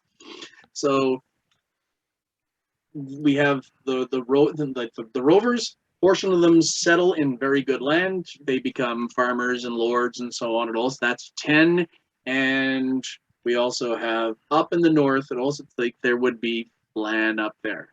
So when we finally get to the point where we have Black, and when he kills the heads of the Coltons, we have Kostenka, the Coltons, it's like all those names all together. It also it's like they're all very much kind of like the same as the Flan Germanic sort of tongue. So I think that's a Flan land. So Black would have been from the Coltons. He would have been kicked out. He went to the Rovers. He made a whole pile of nuisance amongst himself because, well, that's bandit territory. So they kicked him out, and he brought the worst of them with him, and also reconquered his old lands. Okay. So now in migrations, if you want, after the Iridians have hit the Solnor coast, they begin to rebound and they begin to reconquer all the lands that they walked through. So, and that goes all the way out to the Shield Lands, all the way to Greyhawk City, all the way up to Blackmoor. Up to Blackmoor, all the way. But they weren't there for very long. But not Furiandi. Furiandi, it also it's like his other Iridian tribes, right? Right. So Furiandi, Valuna, not, and the Kingdom of Keeland is the first kingdom founded. Predates. Yes. And Keeland really does go as far as Bissell and the Grand March and Bissell. He was most of the Sheldamar Valley originally, I think, or at least during out through the Pomarsh too, right? Yep. Mm-hmm. They had an expansive imperial phase when they started to conquer left and right, so to speak. Yeah. Thank you, Nicole. Thank you so very much. And they migrated further south into the Hool and the Sea Princes. They colonized all of those. They lost control of those. Okay. Yeah. So. And we also know that also it's like that the Jeff is primarily sort of like a Flan land as well. That's one of the pockets that got. I guess where they because it's remote and wilderness. Yeah, and Keeland even attacked Ferrond or Valuna back in the day in their imperial phase too, and then wasn't that the short war, or is that Yeah, I think it was. Wrong? I forgot what name was of the war, but they did once in their imperial phase, so to speak. There was a few wars, and also it's like between them, two of them, in fact, I think, and Ket was involved as well. Okay. Yeah, and Which then is- that kind of repeated itself in the Greyhawk Wars. There was kind of a new version of an old story, so to speak. When IU struck, then Ket came in, and yeah. So those are the broad brush strokes. Yeah, it's- Mhm. Okay. Whew. Now everybody in chat can tell me how I got it all wrong. Well, Well, I don't think you got it all wrong. I think you spelled out some interesting little tidbits and added to the story. I like a lot of all that, so to speak, because you picked kind of tidbits from all over the place, which I think is super cool. And what I want to do for my own campaign is to start adding a bit more depth beforehand, so I kind of knew what, because I want to know why all this happened, so to speak. There must have been things happening outside the Flannies that made them all of a sudden started coming in, and the invoke devastation and all that is kind of fun, but that's just one blink, so to speak. Meaning we have the Iridians came in before that happened even, so there is a pre-story to that, and then where the humanoids come from and the demi-humans and all that, so to speak. So I want to, for my own campaign, I'm going to flush this out and kind of, not flush it out, that's the wrong word, but flesh it out with more detail, more background, and more kind of things for my own. And one of the two things, and that was one of the main reasons I wanted to do a version that I called Cold Earth, meaning ice ages, and Hot Earth, meaning you can have, because we're talking about probably a period like 10-20,000 years. That's roughly, or maybe even more, maybe 50,000 years. And we talk from the beginning of civilization to today in Greyhawk world. We might want to dig into 100,000 years, or maybe a little bit more to get the full picture of where did humans evolve, where the demi-humans evolved, and so on, or were they just placed on the planet from gods and they just came into be, a whole bunch of them, and started, meaning you can, it's a fantasy world, so you can go a lot of different ways, but I want to have some sort of things evolve a bit, and then you have hiccups and cataclysms and catastrophes and stuff. But it's interesting if you dig into, say, let's say you have the Bacloonish area where they have the Paynims and the Bacloonish West, so to speak, that area. That's an interesting area geographically, especially if you dabble with the climate a little bit. And if you go back and say that 10,000 years or 5,000 years ago or something like that, there was an ice age. And all of a sudden, the northern bit of those lands disappear under ice. And so basically, what is the kind of the barren lands, or the Paynims and the dry steppes and stuff, that all of a sudden becomes a lot of forests and much colder, and becomes a very interesting place to live. And that meant that someone probably went there and lived there prior to cataclysms and all that. And I want to have the Iridians living down there when, during the last ice age, that was their homeland, because they were kind of, it was a perfect place for someone who seems to be kind of knowledgeable in living in temperate areas and seem to be adept to it, so to speak, to have conquered that area. And then as the ice kind of melted, and the Sul lived south of the Sulhots, but during the ice age, those mountains were probably way more ice on them, and probably way more difficult to travel across, so to speak. So no one, they probably kept happy. The Sul were probably very happy down in the warmer areas further south, so to speak. And the Iridians were the ones, the Erdi, that kind of lived there. And then the Baclooni came in when the temperature became warmer, and started pushing them east, and say that, oh, Baclooni, now where we, and things started to dry up and become more deserty in the west, and they kind of eyed the further eastern territory, so to speak, to be good. And then so the Iridians probably had to kind of migrate east away from the pressure, so to speak, and started taking the way through All. And then when the Bramblewood Gap opened, and when the ice, then they came into the Flan areas, to the Flannies, and then it's kind of natural for them to go straight, a lot of it at first, so to speak, because the northern parts were probably iced over, and climate was bad. And the Flan, it makes perfect sense for them to have the most established empires and stuff down in the South Province, because that's firm, perfect real estate during the Ice Age. And and there's a whole bunch of other geographical things that become very interesting if you kind of put the climate in there, because that opens a southern route for the Sewell and stuff to escape east, because the Olman Isles is probably a land bridge across. If you lower the oceans a little bit, you have a land bridge there. So that opens up a lot of interesting, that can explain why the Olmans are both left and west and east, so to speak, because they kind of traveled. And the lands in the Flan East were probably bigger in the east than they are now when the oceans were lower. So there is a whole bunch of stuff. I'm not saying you should change it. I'm saying you can change it, and you can use it as kind of experiment a little bit. And one of the things that there's a couple of places that we've mentioned that often comes up in Greyhawk prehistory. One of them is the Cairn Hills, and the other one is Skrellingheld up in or Tostenka up in the northeast mountain. And the interesting thing is, when I did a warm and a cold Earth, the best place to live on the planet that probably has the best, one of the most stable climates that is inhabitable almost no matter what, is the Cairn Hills. They are south enough to not be engulfed in ice or anything like that. And during the Ice Age, when the hot areas, the hot climates, when the ice melts, the oceans will rise, and that area will become an island around the Cairn Hills and the Aberrals.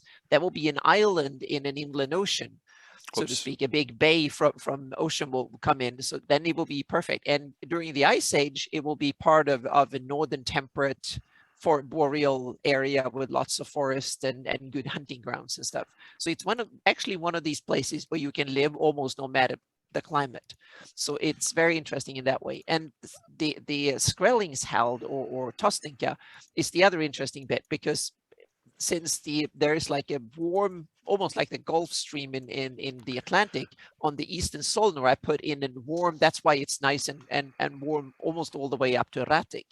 That means that an inland ice cap will only be frozen over very temporarily. And even if the climate is really, really hot, and a lot of it, the planet is toasted into desert, whatever, that is a perfect spot up there, because then you will have the northern barren plains and stuff that will be a boreal forest and temperate lands that will be fertile and stuff. So you will have a perfect climate up there. If you toast up the planet a little bit, that area will be a perfect place to live. So there are, meaning if you tweak the climate back and forth, even the most remote part of the planet can make perfect sense, so to speak. So I'm going to see if I can make my own timeline back in the day where I tweak the things like this to explain the stories we already have. Interesting. So we missed one other major migration. Yeah, let's so we went for everything that went from west to east. Yeah. If you pull out and we'll go all the way down to the south, there's Hep Monoland, and that's where the Olman and the Tuv people began theirs. Yep. So the Tuv were much further south. They pressed north.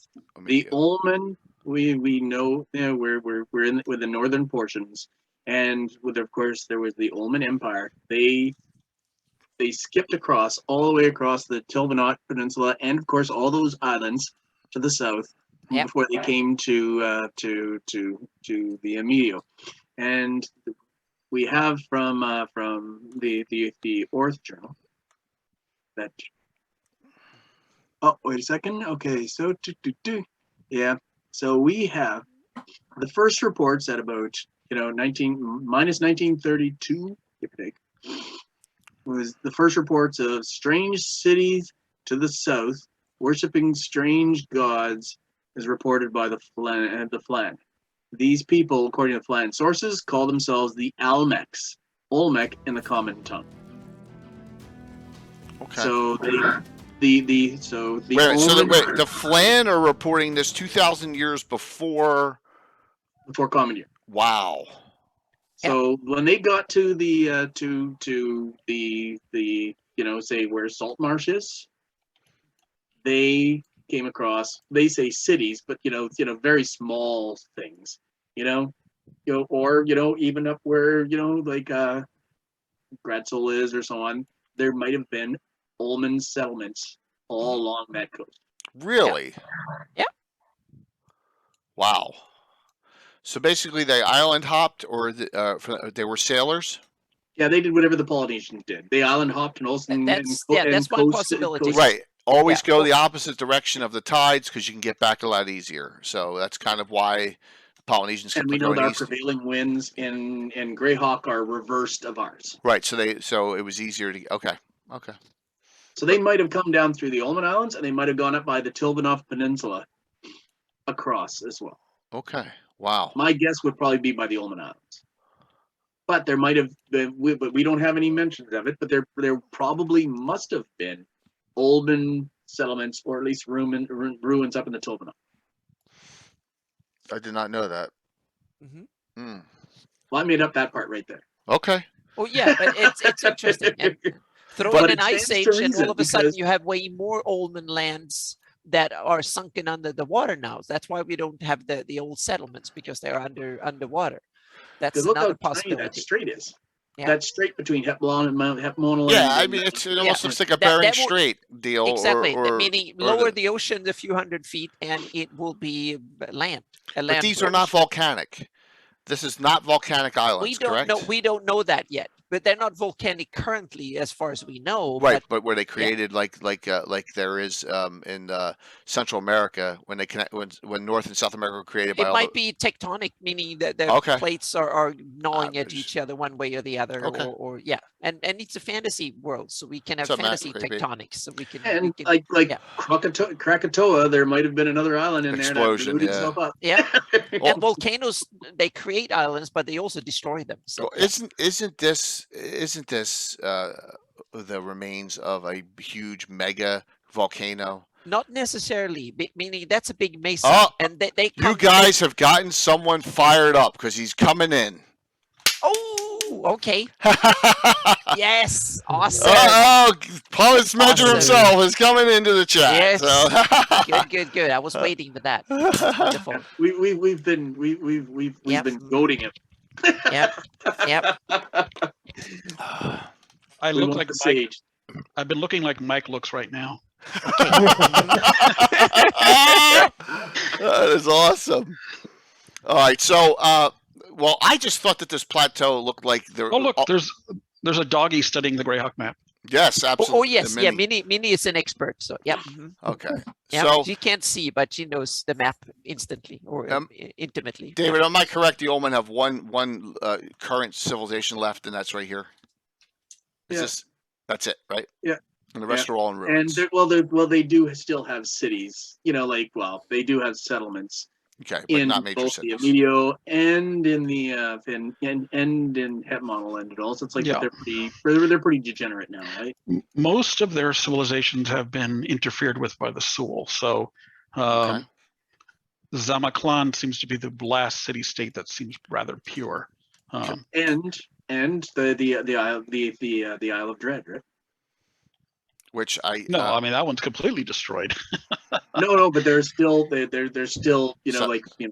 Oh, there's ruins everywhere. Yeah, sure. And how about on Hepmonoland? Kella VSC says Hepmonoland still has settlements, but not major cities. Oh yeah, it does. And several big ones. Yeah, and it has the Wanti Menace. Right. Yeah. Okay. All right. Well, which are mostly old, the Ulman in origin. And actually say it also. It's like that when the Ulman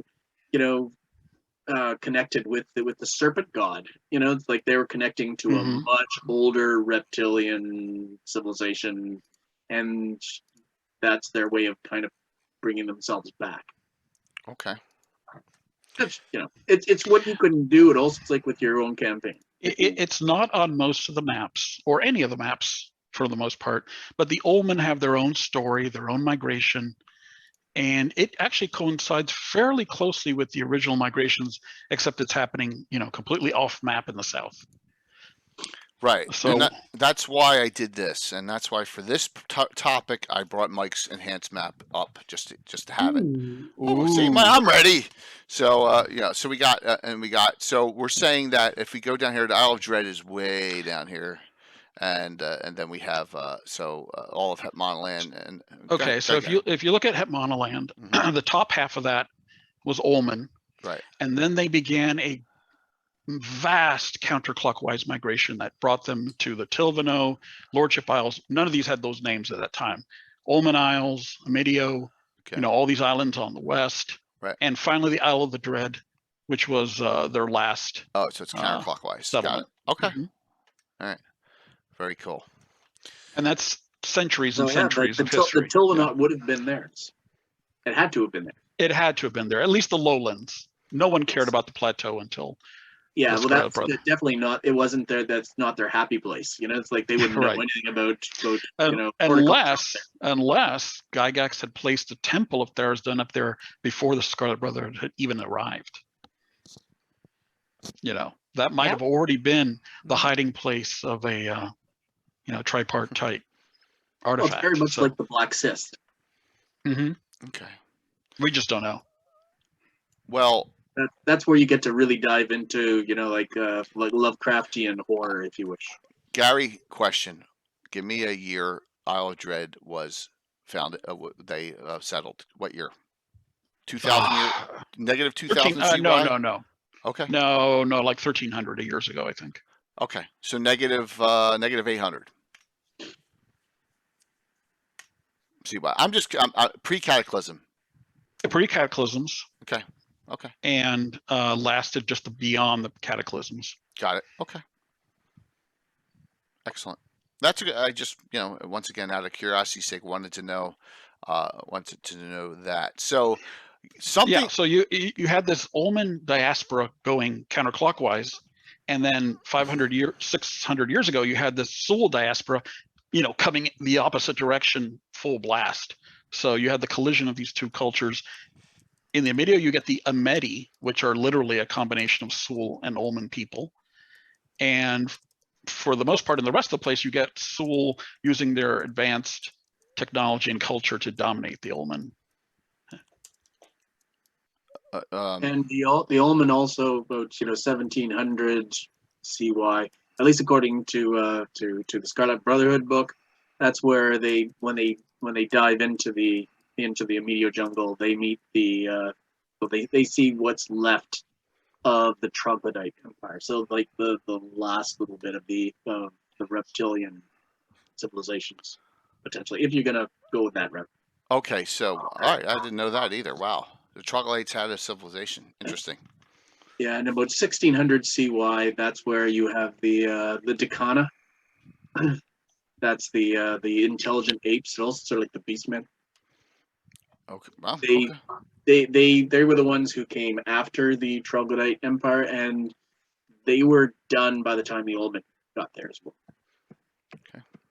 So the Ulman were trying to piece all this together at the end, because the Decana disappeared minus 1200.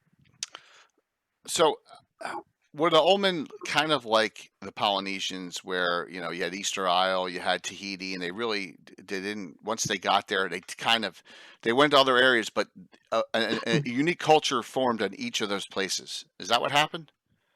Because they're so spread out, like the Hepanaland. I would say so, because there's no way they could have a cohesive culture. Got it. Right. I mean, it's city states. Okay. Like Mesoamerica. Okay. Very cool. But put the two of them together, and you probably have a very good fit. Fantastic. Good one.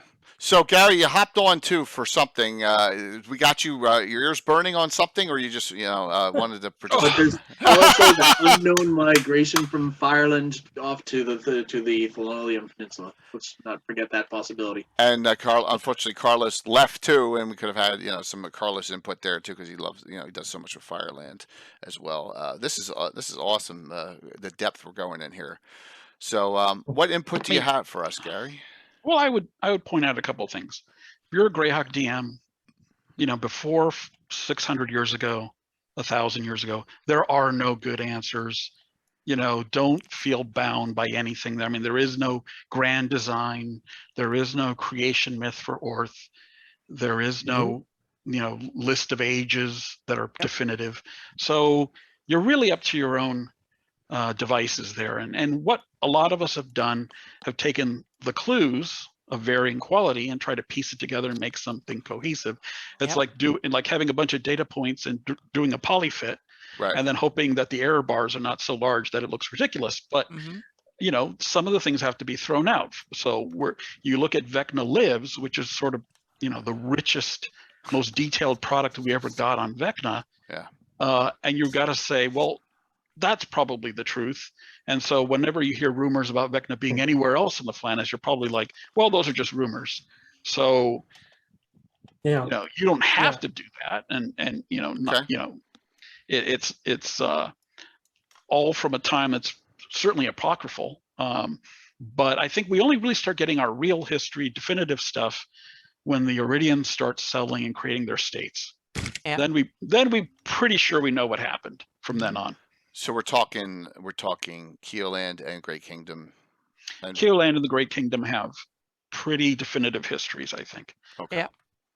Yeah, there would be very few witnesses left of the twin cataclysms. Well, which is weird when we have Well, elves and yeah. a lot of creatures who If live you for have thousands of years. If you have first edition elves, you may have witnesses. I pointed this out. Rich found one. There are, and that's an exception. But they don't write story. They don't tell us. They write it down and keep it secret. There's not a single Yeah, elf they that would have seen it published in the distance. 600 Unless years they could old. have That's scried it. Yeah. Unless they could have scried it, they would have seen it from a distance. Right. 600 years old. That's one of the longest living Well, elves the in elves published source. fought a war with Vecna for quite some time, and yeah. Once again, that's post-written. It's the old issue, evidence of absence is not absence of evidence. So Yep. just because we don't know of any elves doesn't mean there aren't any. Exactly. But no one just had the idea to create them. Now, we do know there were no elven realms, within those empires, apparently, at least no mention of them. So there may not have been a direct witness. There may be only indirect witnesses. So. Thank you, Kai. Yeah, and that's kind of intriguing. I kind of like that, and it kind of also leads me to believe the elves just didn't care for the most part. Probably not. Right. They probably still don't care. But then again, aren't there elven forts all along this? For what, right, Anna?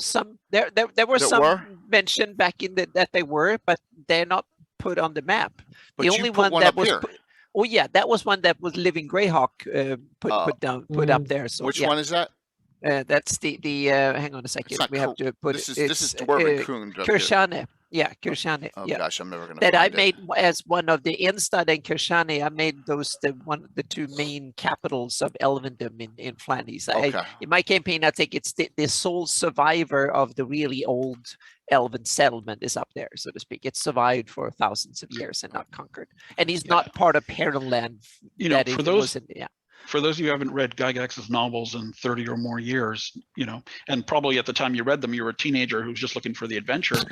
It turns out there's a lot of lore in there. I mean, Gygax mentions dwarven kingdoms we've never heard of before in the Crystal Myths, and he mentions details in the Baklunish lands and the Paynims that we just never carried on into the lore. So it's definitely a fruitful place to mine if you want to. Am I correct here in that Jason and Cathay and you are all finding multiple unmarked locations and discussion points for the map that we still have? I mean, is that correct, Jason, if you're on still? Yeah, Jason and Chris are uncovering stuff every week, every day. That's great. That is so noteworthy. Wonderful. Okay. So hopefully someday we'll be able to turn that into something that will feed back into the main branches. Here's a little thing. That there's that orcish city that's very close to, right on the doorstep of Stonefist, that Geralt. Engdahl. Got an Engdahl, yeah. It's in the final second. Got a Engdahl, yeah. Those northern ones, right? WGS2, I think. Right. I never liked the map on there, and when you read even in the original monster manuals, it says orcs do not build things. They build upon things that they've already stolen from somebody else. David, again, the unreliable narrater. This is true. Yeah. So that is our Iridian sage talking, It's like that was probably, a dwarven city at one time. So here's my question. Are we assuming that everything that's written in first edition, the monster manual and all, when they're talking about these, is written by Pluffett Smedger? No, I mean, you don't have to assume the rule books are written by an No, well, like unreliable the monster narrator. manual, for example, the discussions on those creatures. Who's are they Even I mean, there's bias there as well. You Okay, know, I'm just okay. but it's not necessarily a Greyhawk bias. Okay, Yeah, it's Okay. racism. Oh, let's not go there. Oh, yes. So As long as yeah. it's in game, it's good. Well, that's the thing, right? You know, dwarves. And also, like, remember, not dwarves, but say orcs. Okay, so you know, when I put out my thing on my blog, and also it's like, and I was looking at all of the information. Well, you know, a good chunk of it, anyways, from throughout all of the editions. And I started off, and also it's like, you know, the first picture, which is the one, and also it's like that automatically posts, is like a World of Warcraft, you know, big jawed, green, tusky, you know, orc. And there were people, you know, right off the bat who said, "Those are my orcs." And they wouldn't even read it because of that picture without realizing. And also it's like that I chose the pictures as I go to complement the text. I'm saying this is what orcs have kind of evolved into now. So, but just because we see the pig-faced, you know, orcs of the first, like the first monster manual, doesn't mean that orcs aren't, you know, a varied species. Mm-hmm. You know, they can be green and tusky, and also it's like, or piggish, or snouty, or not, or, you know, like it's. I mean, and I like you know, Peter Jackson's gray-skinned orcs. You know, they look pretty fine to me. So like Uruk-hais. Yeah. Yeah, Well, he like had this. goblins and orcs. Yeah. Yeah, I like them. I really do. And then there's that albino one from The Hobbit. Are we not going there? Which, Oh, I mean, you know, creative license, right? Well, just that's all we got to say is creative license. I in a love lot the of that porks. I love Cal Stuff's porks. Porks, yeah. Porks and original. orcs. Yeah. Wow. All right. So, Gary, Just don't give me orcs that look like Jabba the Hutt's guards. Oh my gosh. Well, yeah. they kind of a version of the what were they porks. called? Yeah. With G. Oh my Gamorrean god. guards. Gamorreans, yeah. Yeah. Gamorreans. So, Gary, what points, and you can be blunt, did we kind of get wrong? Or do you want to amend what we, or want to add to the discussion that we've had We don't have tonight? time for it, Gary. Now remember, the caveat that I put out at the very beginning was, it also it's like, this is my take on things. Yeah, and it was. But it's It's been fantastic. It's an important thing to stress, because Right. you have to fill in gaps. There are gaps everywhere. Yeah. Like I started with the idea, and also it's like that the true history begins with, you know, the twin cataclysms, and Gary's even more accurate in the fact that also it's like that, honestly, you know, a lot of that like would have been, yeah, and we wandered through the desert for 100 years before we created our new civilization. Yeah, well, you didn't write down all that crap that you did for the 100 years, and also you're just kind of like rewriting it after the fact. David, Well, you know, the Iridians tell themselves that they marched, you know, 5,000 miles in order to find the birthplace of the sun and found a new nation there. Maybe they couldn't stop. You know, maybe they were being chased. Maybe there were no places to stop along the way. You know, it's not unusual for cultures to have creation, you know, origin myths that may not be based in true facts. So Yep. all right. So two things. David, you really educated me on the four liches pre-cataclysm. I did not know that. Serious. I did not know. Yeah. All right. And two, so when we have these maps up, there's nothing. Someone said this, and I have to have everyone on a smaller screen for it to work with Zoom. Okay. I'm not trying to make myself look bigger than everyone. Oh, but Please note that. this works great. All I right. think. Please note that. Okay. I'm just. And Caraptus are not liches. At this point, they're not. Well, they may not be even now. Charybdis is kind of almost like what's his name from Harry Potter, right? He's got stuff in he's got Horcrux, whatever the hell. He's got his essence all throughout. Or he could be like a Sulich in the fact that Sulich, like I like that, but not like the Sulich. He might just be stealing people's bodies, and also it's like him putting his essence, and like, you know, his psyche in there.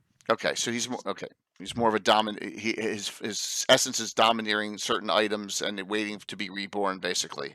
Kind of like Galp Dreidel was off to, you know, he was creating toys for. Am I not mistaken in remembering that Caraptus never appears in the adventures? Well, if No, you he do never does. Return to I think White it's correct. Plume Mountain, he can. Okay, and in fact, he is reborn at the end of that, and actually exists in my game right now as a 19-year-old kid. Because from that adventure when I ran that 20 years ago in game time, he's reborn as a child, and you have to decide what to do with the infant. Oh. Yes, and so he actually has been, he's actually being raised in Southern Well, Saline in my game. Yes, You do this. You do the same thing as you would do to baby Hitler. Put a bullet in him. yes. So what's up, You know, Fairley? like in my theory, it also it's like his so the Great Kingdom being as great as they are, you know, and even the Sulois being as great as they are, and so egocentric. Both of those cultures being so egocentric, and also they have tried to wipe out the greatness of the Flan in the prehistories, and secretly they are terrified that Galtradel or Caraptus or Serac or Vecna will ever return, because they have nothing.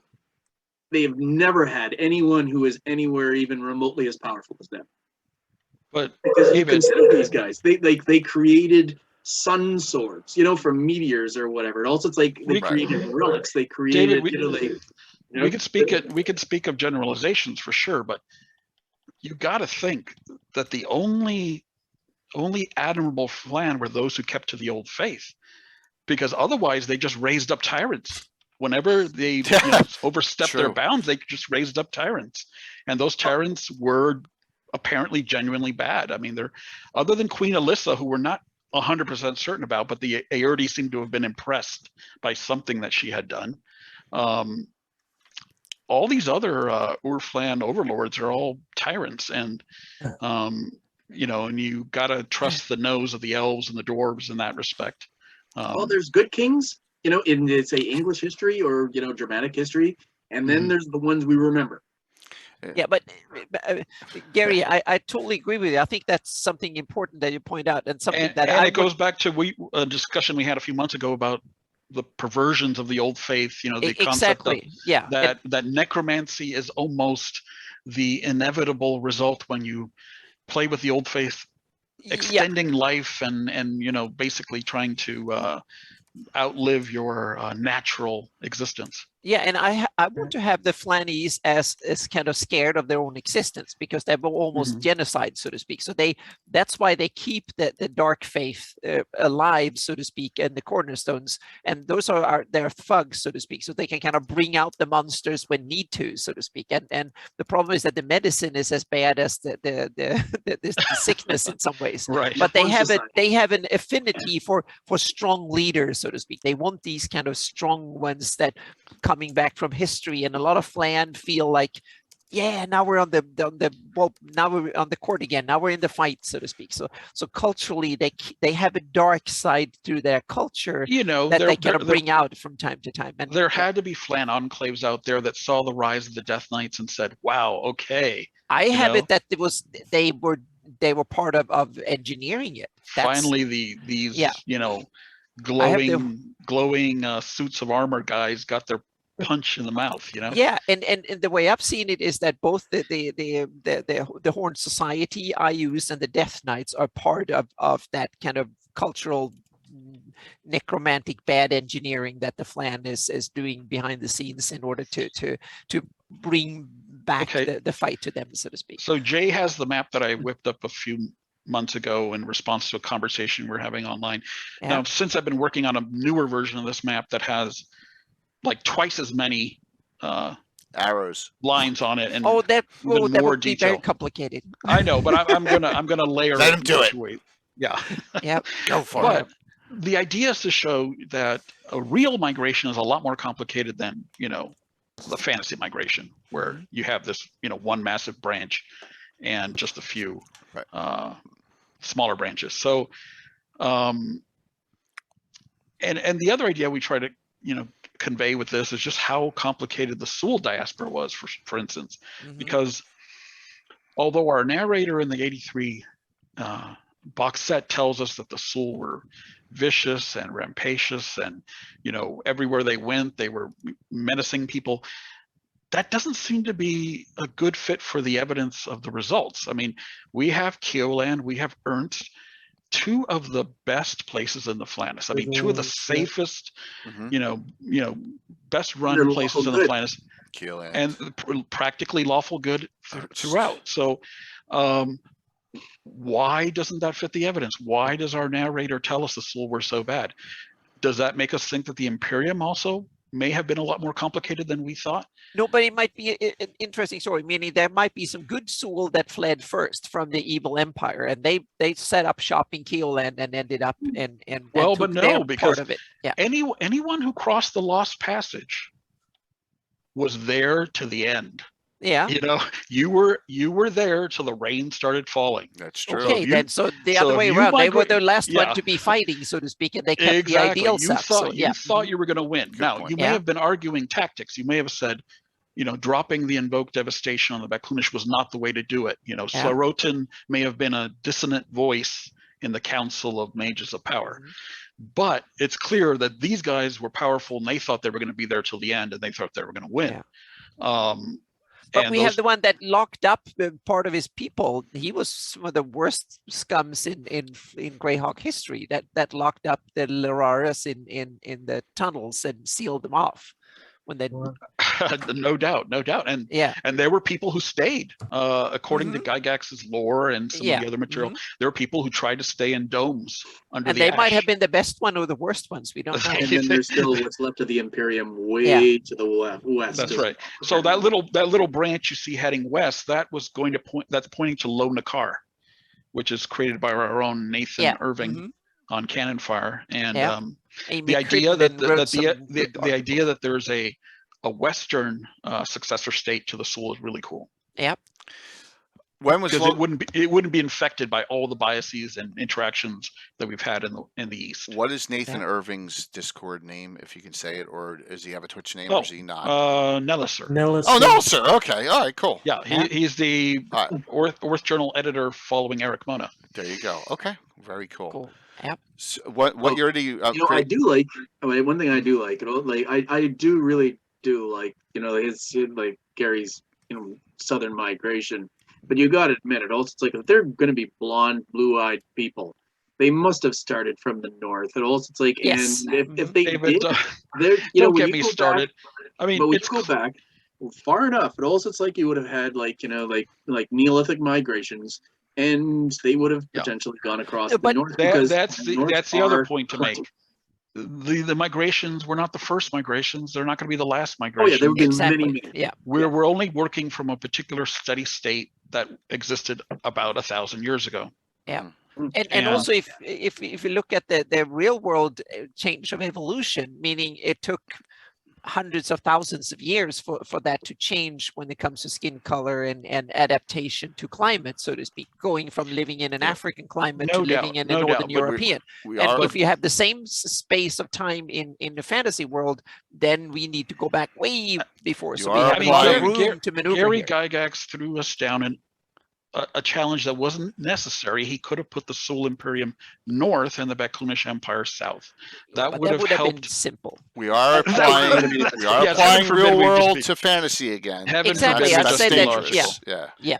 But that one change would have, of course, accorded more with evolutionary theory about how racial characteristics develop. So. But there's also another alternative, meaning you can make Sul's albino from some godly intervention or some other stuff and made them in the last 30 years online, I've heard many theories. The Sul are from another plane of existence. They're from another planet. They migrated from Fireland. They migrated from other parts of Orth. You could come up with many explanations for how they got there. I mean, they have a 6,000-year history, although I'm sorry to tell Rich that, of course, that doesn't mean they were an Imperium for 6,000 years, Rich. Most cultures have some kind of apocryphal start to their calendars that doesn't have a really strong basis in fact. The first 3,000 years of migration, you just have to look at England, and even like places like Hungary. You know, like, I mean, the number of peoples who've actually, opened over top of those So lands. they over a long invent period of time. history back in before. Yeah. So, so a DM might ask, who cares? Why do I need to know about migrations when my campaign is set in 576 and it's all set in stone and I don't need to worry about that stuff? Well, to a large extent, that's true. You don't have to care about the migrations. Now, if you're trying to place a dungeon or a castle or something that might have a long history, maybe you would care to know maybe who trod those lands, before the current occupants. And a migration map kind of helps give you a little bit of idea of what's going on. It also helps explain a lot of the politics in the Flannis, because the Great Kingdom, it is not a uniform Iridian state. You have mostly Iridian Sul mix in the south, and you have an Iridian Flan mix in the north. And that Flan mix is extremely volatile, because we're talking a culture that brought the City of Summer Stars low, that dealt with the Causeway of Fiends and the Cauldron of Night. So these were from some really bad Flan, and the Nalax moved up there and they basically absorbed that culture into their own, the remnants of it, and they just became darker and darker and darker over the centuries until you get the Ivids, who were look how in the depth Fleeing throne. Look how in depth Tolkien made his backstory that we didn't see anything of. Right. But it's seen in the details of his story. Absolutely. Now we should just remind the audience there was no level of care applied to the world of Greyhawk as there was to Tolkien's world. Exactly, and we are in some ways we are finding serendipitous connections. We are reading the tea leaves backwards and trying to make connections. Yeah. And that doesn't mean, I personally like to take the setting seriously. So I don't have Barrier Peaks and Wonderland and a bunch of silly stuff in my campaign. But you don't have to read it that way. And you don't have Dungeon Land? No. Just kidding. And you should basically treat it as serious or as silly as suits your campaign, so to speak, and your game style. If you want to have all sorts of silly things everywhere, I really find it difficult to incorporate Lum the Mad and Luco. I mean, they're not easy elements to incorporate into a clean history of these, horse riding Iridians with shields and knights in shining armor. It doesn't fit well, Well, they Well, can I be did mention oddballs on my blog, and also that they stole that. They stole those machines. It sounds like something you might have purloined from Qualish's laboratory in Vaclunish lands on your way out east. But and that's another thing we should point out. The common tongue itself, it is a combination of Vaclunish and Iridian. And why is that? Because the Iridians migrated for a couple of centuries right near the Vaclunish Empire. They had a lot of cooperation. It seems clear that the Vaclunish even convinced some of the Iridians to act as mercenaries against the Sul for them. And that close cooperation produced this trade tongue that is now the common tongue of the entire Flannis, most of the Flannis. Which is, of course, different from the common tongue in the Shalimar Valley. Exactly. There is no common year or common tongue in the Keeland states. It's Keelandish. Yeah. All right, so Valmoku has the best, a good point of all tonight. I was just thinking, I've not heard anyone get this passionate about a fantasy world except for Middle Earth experts. I think that's why we're still going strong here in Greyhawk. The thing is, though, is that basically Greyhawk was created by a bunch of war gamers who really liked history and fighting and what else? And also they like fantasy, fantasy books. And also, it's like, but that doesn't mean that they were experts in history. There was not a single cultural anthropologist in the mix. Len was a chemist. Yeah. And Gary sold shoes. We kind of see the results of like that. a shoe salesman or for an insurance salesman. Yeah, we still suffer from that, and also we still benefit from it. Both, speaking of politics, speak, of politics, we're going to talk about organizations of politics on Gavin Sunday night on the intro to Greyhawk. So it'll be a little bit of a newbie aspect on it, but we're going to talk about that on Sunday. Okay, so I guess since we only have a few minutes left, this for me is the biggest fight in migration lore. Where do the barbarians come from? the white-skinned Sul barbarians. We call them Rizians, you know, to separate them from the rest of the Sul, but where do they come from? And for me, that OJ1 timeline idea of Houses of Pursuit is awful, awful, awful. All right. It is an attempt to explain something.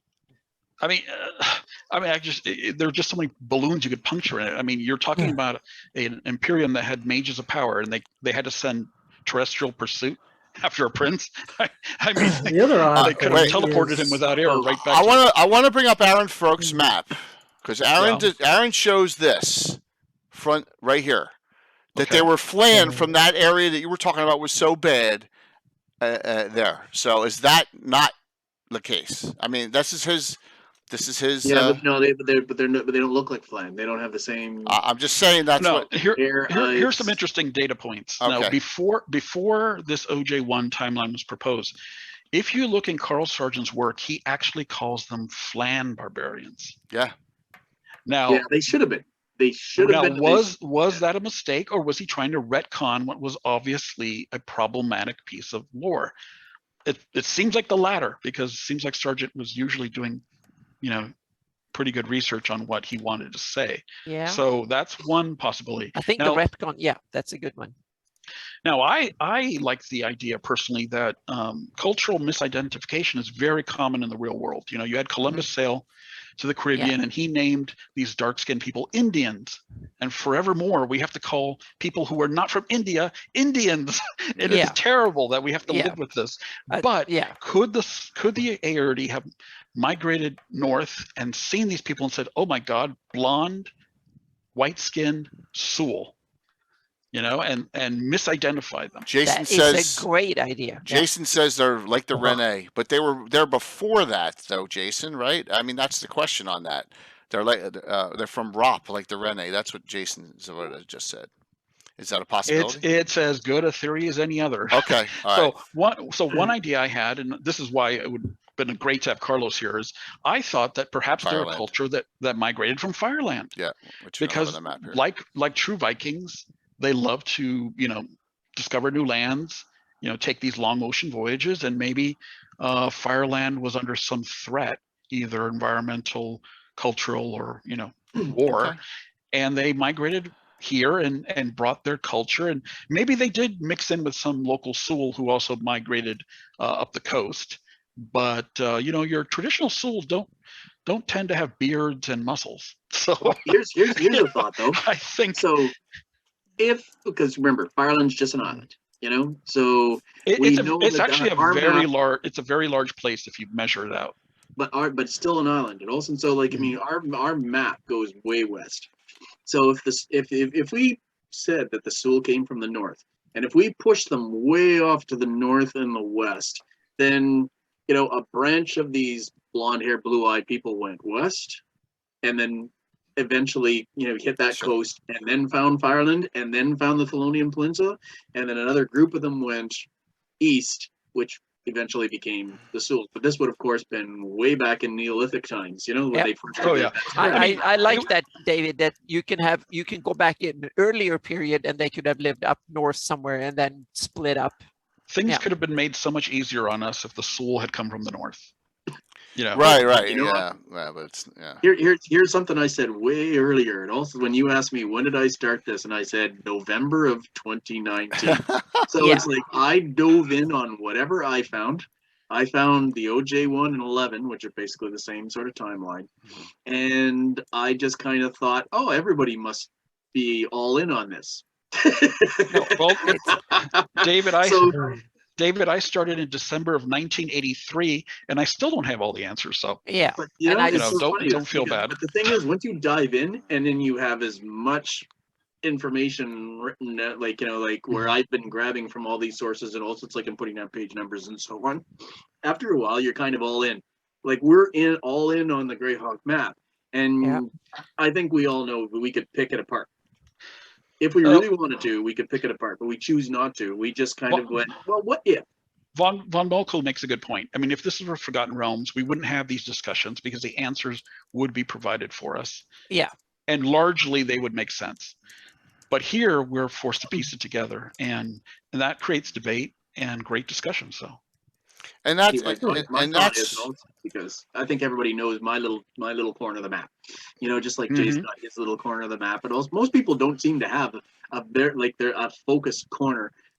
I do. Jay does, and so in my everybody. I mean, Mike has Ool, Anna has South Province, and Rel But, Devin. So everybody has one.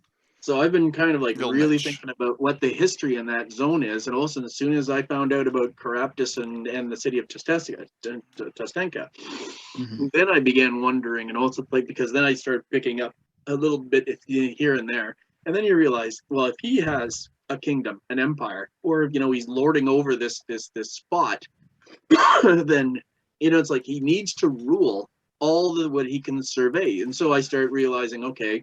So there's going to be history of his, his underlings, the overlords of specific areas, and then you start layering it from there as well, because now you've got, I've got dwarves in that zone. I've got the elves, but they're not going to be high elves. They'll be all Sylvan elves because Right. it's not going to be because we don't see their cities. We don't even hear about stuff, but clannish. Yeah. we all guess what? We all come across what we come across, and I remember Mike's map, but also of where he says that he stole a great deal from the Second Age of Elves, for his kingdoms and such. So, Jason Zabota once said, and also in Discord, he says, Oh. "Once you've seen it, you can't unknow it." Unsee it. Yeah. RPG Pizza brings up an interesting point. There's actually another Iridian migration that's not on the map, and that's the migration of Iridians that went to the sea and never came back. Right. Yeah. So we know when that happened? Yes, we do. I don't have it off the top of my head. It's something roughly. Is it within historic time or prehistoric? I think the Overking was already crowned. Yep. So these were probably dissidents. Yeah, I have some islands out in the Solnor that I added to and that's where I put that in the story. That's where some of them ended up. Yeah. Mm-hmm. But there are certain portions of even of the history that we know, and also that came much later that I don't like. The Wind Dukes. I don't like the Wind Dukes. I don't even know anything about them, and also it's like. But I was going to say I don't even know enough to like them or not, but. The Wind Dukes of Hazard. I'm going to say something that's even more devastating. Do we really want WotC getting a hold of this? No. Because you know what? Not with. I mean, seriously. Not with the current regime that would take it over. But the good thing is, if we keep babbling enough of it, they don't want to start it again. So we can kind of persuade them I'm just thinking, oh my God, this could all go through. Oh yeah, no, the Tabaxi took the whole world over. I'm like, what? Anna's like, keep Greyhawk problematic. Yeah, exactly. Yeah, yes. Yeah. I mean, I wanted to throw that out there. That this kind of discussion is so wonderful tonight that, man, we got into the weeds on this, and thought provoking is what I think you take out of this. You use whatever you like from this discussion tonight. None of it, all of it doesn't matter, right? It's your Greyhawk. Yeah. And that's look at the depth of the wind and the near depth, but also it's you could postulate that is so deep because we don't know how deep it is. Right. Well, that could be a depth. That could be a gate into the into the elemental plane of water. Well, yeah, it is the Lake of Unknown Depths. It's in the name, so yeah. But when it comes we to know Isles of Woe sank there, we think, and we don't know when, and we don't know how. Yeah. It's just. But there's another alternative when it comes to that. Might not be the island that sunk. It might be the lake that had gone up and down in water levels. That's possible. That's as possible. Fun, though. No, I know it's not as fun, but that's as easy explanation to islands coming and going. Definitely. Because if you want to let's face it, I've had a lot of people kind of say to me, in discussions, when I say I don't like this because of blah blah blah, and right off the bat someone says, well, magic. I think that's a pretty lame excuse, but when they did the so Yeah. Originally, we know that like the original Into the Unknown B1 was up around, it says Radek or Mhm. you know, in the Pale or wherever, right? Yep. And then all of a sudden they retconned in the keep on the borderland down in the Yeomanry. But there is a statement in B2 that says, you know, where this rubble is, you can connect that up, but also with Into the Unknown. The OJ And one, they the OJ, even the have OJ that one, in- Yeah. the OJ1 timeline has this awful reference to the Rift Canyon being created within the migration era. Which, I mean, Yes. how's that that possible? would be outrageous. I mean, Yeah. that would have tore the, like, everybody would have known it happened. You know, like exactly. Oh yeah. Mhm. That's like You- the dinosaur, era Yeah. ending Mhm. meteor coming down, you Yeah. know, and yeah. you know, try to think in terms of, you know, mythic time, and the further you go back, the more glossy and diffuse something is. You really shouldn't try to pin something down the older it is, because you're Yeah. bound to get yourself in trouble.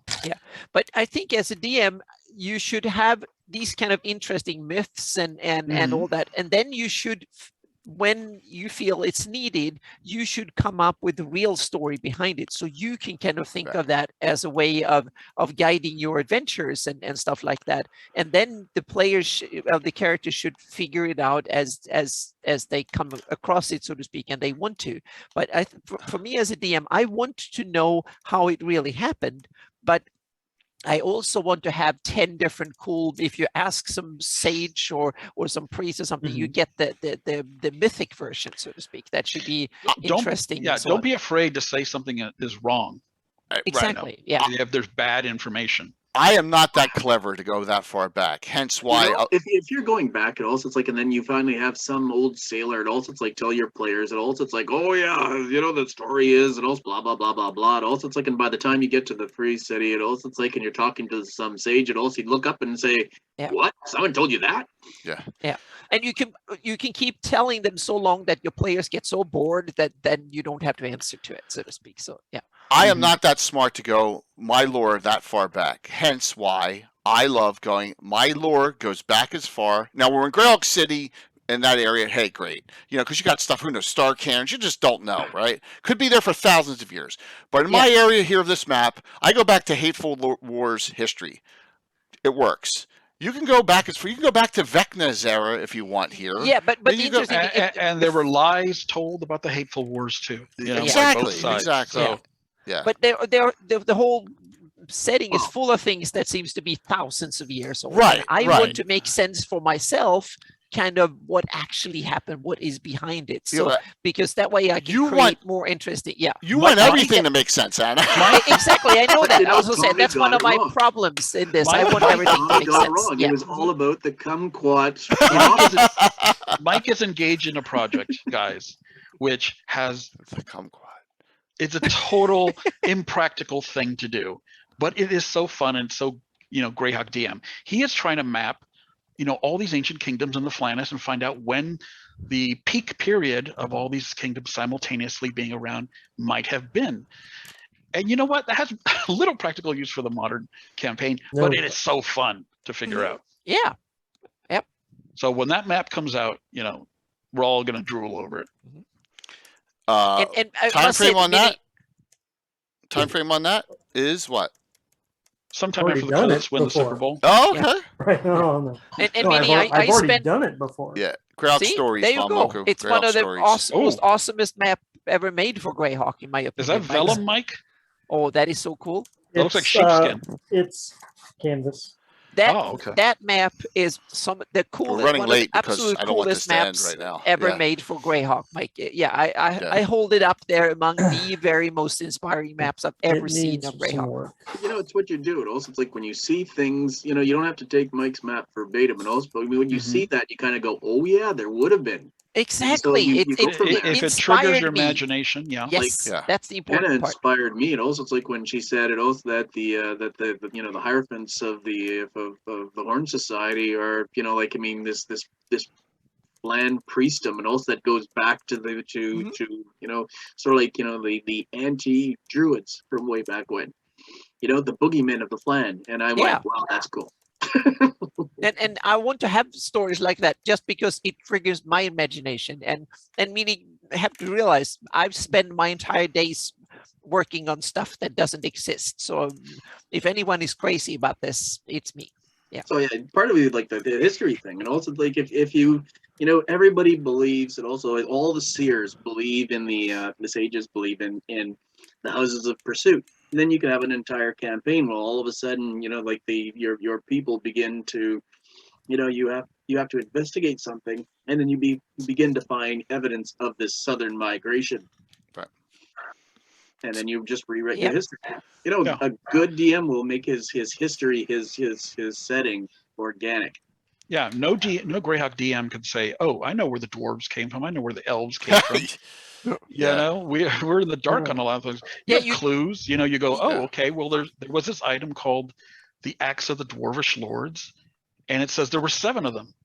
So Yeah. where were these 7 Dwarvish Lords?" And then you start picking it apart, and you figure it out, for Yeah, yourself. you exactly. You make up your own truth, so to speak, your own ideas and stuff, and then you can break them too if you come up with something cooler. Because even the first one can be like a smoke screen, and behind that is some even more interesting ways, so to speak.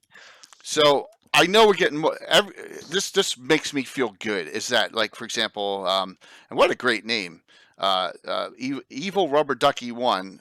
Haven't played Greyhawk in Awesome. 30. I love that name. Haven't played Greyhawk in 30 great. years, but just this I have not played Greyhawk in 30 years. Love this game. So note this: the community is growing.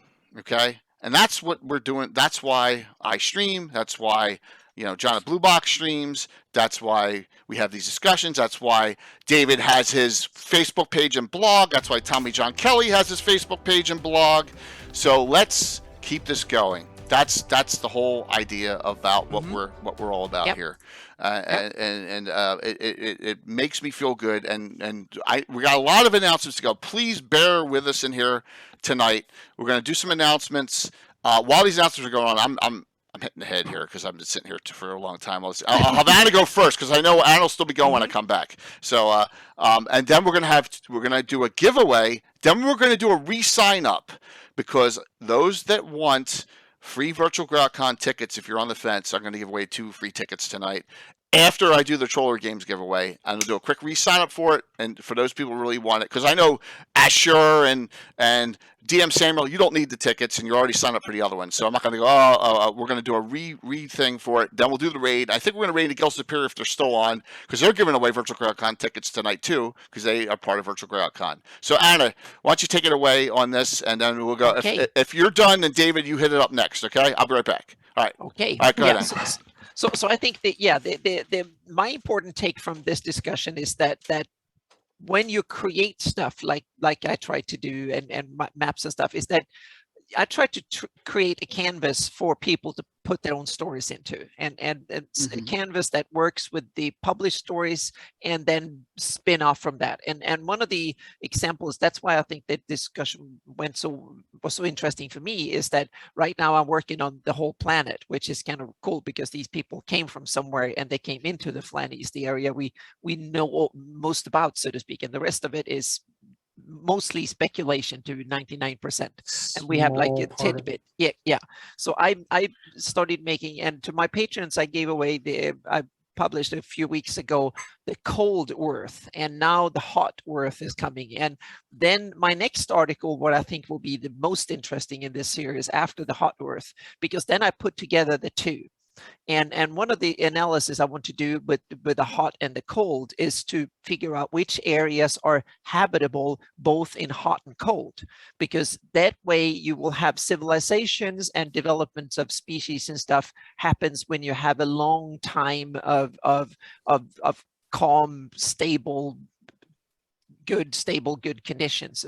That's when you can start developing agriculture and build cities and political organizations and learn warfare or whatever it is, and magic and stuff. So there are a few, and from my preliminary analysis, the Flannies is the hottest, biggest contender when it comes to good locations that are fairly stable. The southeast of and central Flannies are some of the most stable parts of the world, so to speak. which makes the Cairn Hills one of the real cool locations that could have been inhabited for thousands or millions of years if need be, even when the climate went hot and cold, so to speak. So that's one of the stuff I'm doing. So that is for DMs who wants to go down the rabbit hole of looking back in the mirror, so to speak, or maybe no into the Greyhawk future. DM would do that. No, not at all. No one. So I haven't got any interest whatsoever. There was a lot of comments and interesting going back. So I can tell there's a lot of DMs, and not necessarily. It can also be the future. You can kind of look into the future and say an ice age is coming, winter is coming, or something too. So that's a possibility too. So I think there is something to get from digging into stuff like this, because that gives inspirational stuff for DMs to kind of, it's part of the DM's toolbox to build interesting campaigns. You use the tools you want when you want to, and you discard the ones that you're not interested in. And when it comes to, are we doing shout outs and stuff at the end, or yeah, do a couple real quick things. Yeah, I only have a few things. Friday there will be a mapping live stream again on Friday, and I put up the my new repository. There's stuff added to it as more and more stuff, so it's starting to be complete. So I'm going to switch out and add it to my website and start restructuring that a bit more too. So and so there will be content added more and more. So hang on a second, I'll add the links to all that stuff so people have it. It's the bit.ly at /GH maps that you got the links to it. So it's a Notion site that has a lot of stuff where you can search and stuff. And there will be new ways of searching and finding. There will be soon I will put in so every part, so you can find all the maps that covered Niron and stuff like that from different times and projects and stuff. So that is coming. And then yeah, that was a short version. So there's so many people, so I don't need to talk anymore. Yeah. Well, Anna's got a lot coming on and a lot of things going on too, and I'll talk about that as well as we go. And thanks, Anna, for your thoughts on the Ice Age and all. It's a really cool discussion thread to add to this. It was awesome, so really appreciate it. David, thanks for such in-depth discussion tonight. What would you like to talk about? Well, I'm gonna say what Mike always used to say. I'm working on my blog. Easy. I got the Facebook page up as well. You know, like that's the same name, Greyhawk Musings. And what I do there is I'm trying to share many other bloggers, you know, as well. And like and thing, especially if it's interesting about it, you know, dealing with Greyhawk. And I've been even posting some YouTube videos and also people doing reviews of classic modules and such. But yeah, so I just don't do the histories anymore because, well, you know, unless someone was following it directly, a lot of interest seemed to have fallen off. But also, like, but as long as I can keep interspersing them and also between module reviews and you know, bios of characters and backstories, and you keep changing it up. But also, it's like, and sometimes it also my views. It also it's like are low on some things, but I don't care because they interest me. Other ones are the histories are my favorite. Yeah, mine too. So keep them coming. David's going crazy on linking reviews of modules lately, right? Oh, that's he's addicted to it. To them. Yeah. Which is okay. Yeah, let's go in a different direction. And David, whenever you can come on to participate in these discussions, I really appreciate it. I know what the community does because you bring so much depth and so much research into it, more than any of all of us, with the exception of maybe Gary. Not much. Yeah. So you know, Gary was there when he wrote the book. Mm-hmm. Yes. So once again, everyone, I said this to a couple people in Whisper. Gary. There's his name right there. All right. Mm-hmm. So who's on tonight along with Eric Monis, Sean Reynolds, and Fred Wining, mega names for this. Yeah, not to mention there was quite a few Dragon and Dungeon articles as well. Yep, absolutely. You know, especially during those adventure paths. And also, he was doing a lot of the back, like the the backstories and such. And we were talking about Keeland too on Sunday night. Gary's article on that too, which is fantastic. So, yep. So, David, thank you, and sit tight here if you can. I know. Hey, you're off, right? You're on vacation. I am. Woohoo! Well, I'm still here. What's going on, Mike? Oh, just hanging out with all my Greyhawk pals. Yes. As usual. Yep. Nothing particular going on. And the only migration that I'm looking forward to is someday Cannon Fire migrating to a better website. Yes, that's the migration we're waiting for. That'll Yeah. take but then 20 Then years. you have to go through all of your posts again, and also to Yeah, obtain all my links fix the again. links. Yep. Mike, thanks a lot too, as always. We don't have a topic for next week, by the way. We haven't. Anna and Mike and I haven't discussed that yet, so we got to work on that. Yeah. And Gary, who hopped on because his ears were probably burning. Thanks for coming on too. What would you like to talk about? Oh, I don't know. I guess I'm the only guy in that cover who's still in Greyhawk. I must have missed the last boat out of the Grey Havens to Valinor or something. Eric comes back whenever he can, though. He's director of Paizo, and he comes back whenever he can. You know that, right?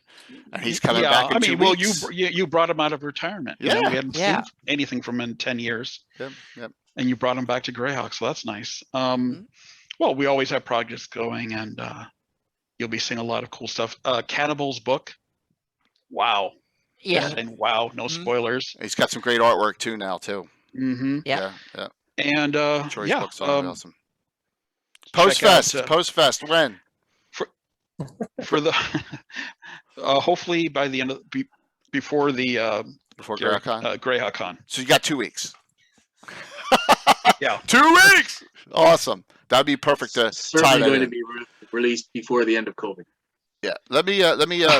Whoops! I think. What did I shout out? I did shout out. Oh, for those who listen to Jason's stream, we ran into a bit of a problem today. It looks like Discord is not allowing certain bots, including the one we use to record his streams. Oh my gosh! They are claiming they are bandwidth hogs or something, and banned some of them. So we're looking for a new solution for recording Jason's stream. So they may be on pause. We'll have to talk about it. You can probably use Zoom and OBS or something like that combination. Yeah, but that people like probably needs someone else to record it for Jason. But we'll figure something out. That sucks. So note this: Gary will be what game are you playing on Friday at GreyhawkCon? Les's? The one about the Goblin Bride. Which I think there's open seats in that. Everyone, the Goblin Bride, I'm almost positive. And then if you want to get abused by me as a fellow player, yes, so join there up. you go. That's available. Also, I don't have a lot of tolerance for someone who doesn't decide quickly what to do. Nice. And also, the Black Knight makes his return in the Grand Melee of Altamira. Speaking of that, if Valmoku has the one for, and I just got this. Now, the labeling's coming still because that comes separate, but I have the trophy for the Grand Melee right here. So we're going to give that out. We're going to give it monogrammed and all. It says Grand Melee of Altamira and everything. Winner will get this. So 20 competitors with a special format for everyone's guaranteed 2 combats, which is great. So the Black Knight wants to put it out there that if anyone wants to do a secret team up, he is paying in Aerty gold. It's going to be disappointed. We'll see. Inquiries in private message. He should work on his undead status and wear double helmets for next time. He's not undead. He's not undead. Oh, he's trying to make people think he is. So very cool. So that jogged my memory. And also, it's like a couple things that are also new. I have been starting to share some like my older blog posts onto Cannon Fire in the journal section. Awesome. And also, this will be my very, very first, participation in a con. Any online gaming whatsoever. So I've signed up for 2 games. One on Saturday. I'm going for the joy of the the extra dimension spaces. That's brand new. That was just put in by Greyhawk Reborn. That was the last event that's put in. Fantastic. Because I was with in Will's game, but like life has had I saw that, unfortunately. Weird, and so he had to pull out. So that's my replacement. It's first level.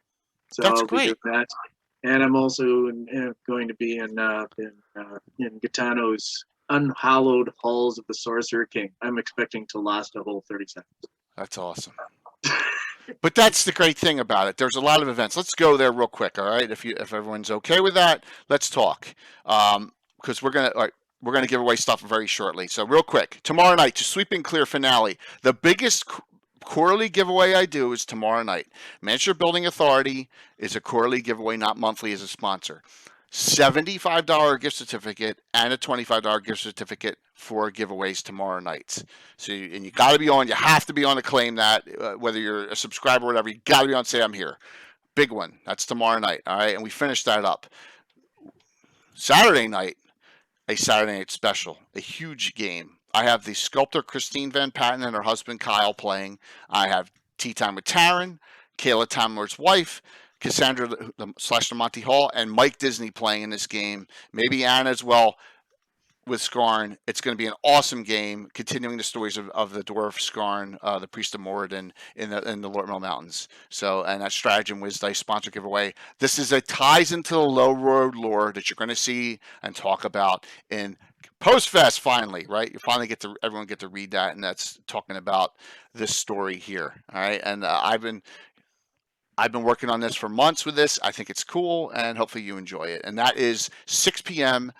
Saturday night Eastern. We run that. And then Sunday is as far out as I'll go on this, and that's Gabbin. And we finish up this developing your own campaign if you're new or old or coming back. The part 3, organization and politics, which will tie into some of the things we discussed about tonight. Myself, Anna, and Jason Zavoda. The naysayer, Jason himself. If it's not Gary Gygax, he doesn't want to hear about it. So, right, Jason, and that's awesome. Jason's been great in those. Yes, he's been fantastic. It's been wonderful, wonderful discussions. I am so looking forward to that. The Gabbin after that, the week after, is the Virtual GrowdCon 2 Prelude. That's how close we're getting. That's a Gabbin the week after. So we're getting that close to Virtual GrowdCon. Let's talk Virtual GrowdCon real quick here. All right.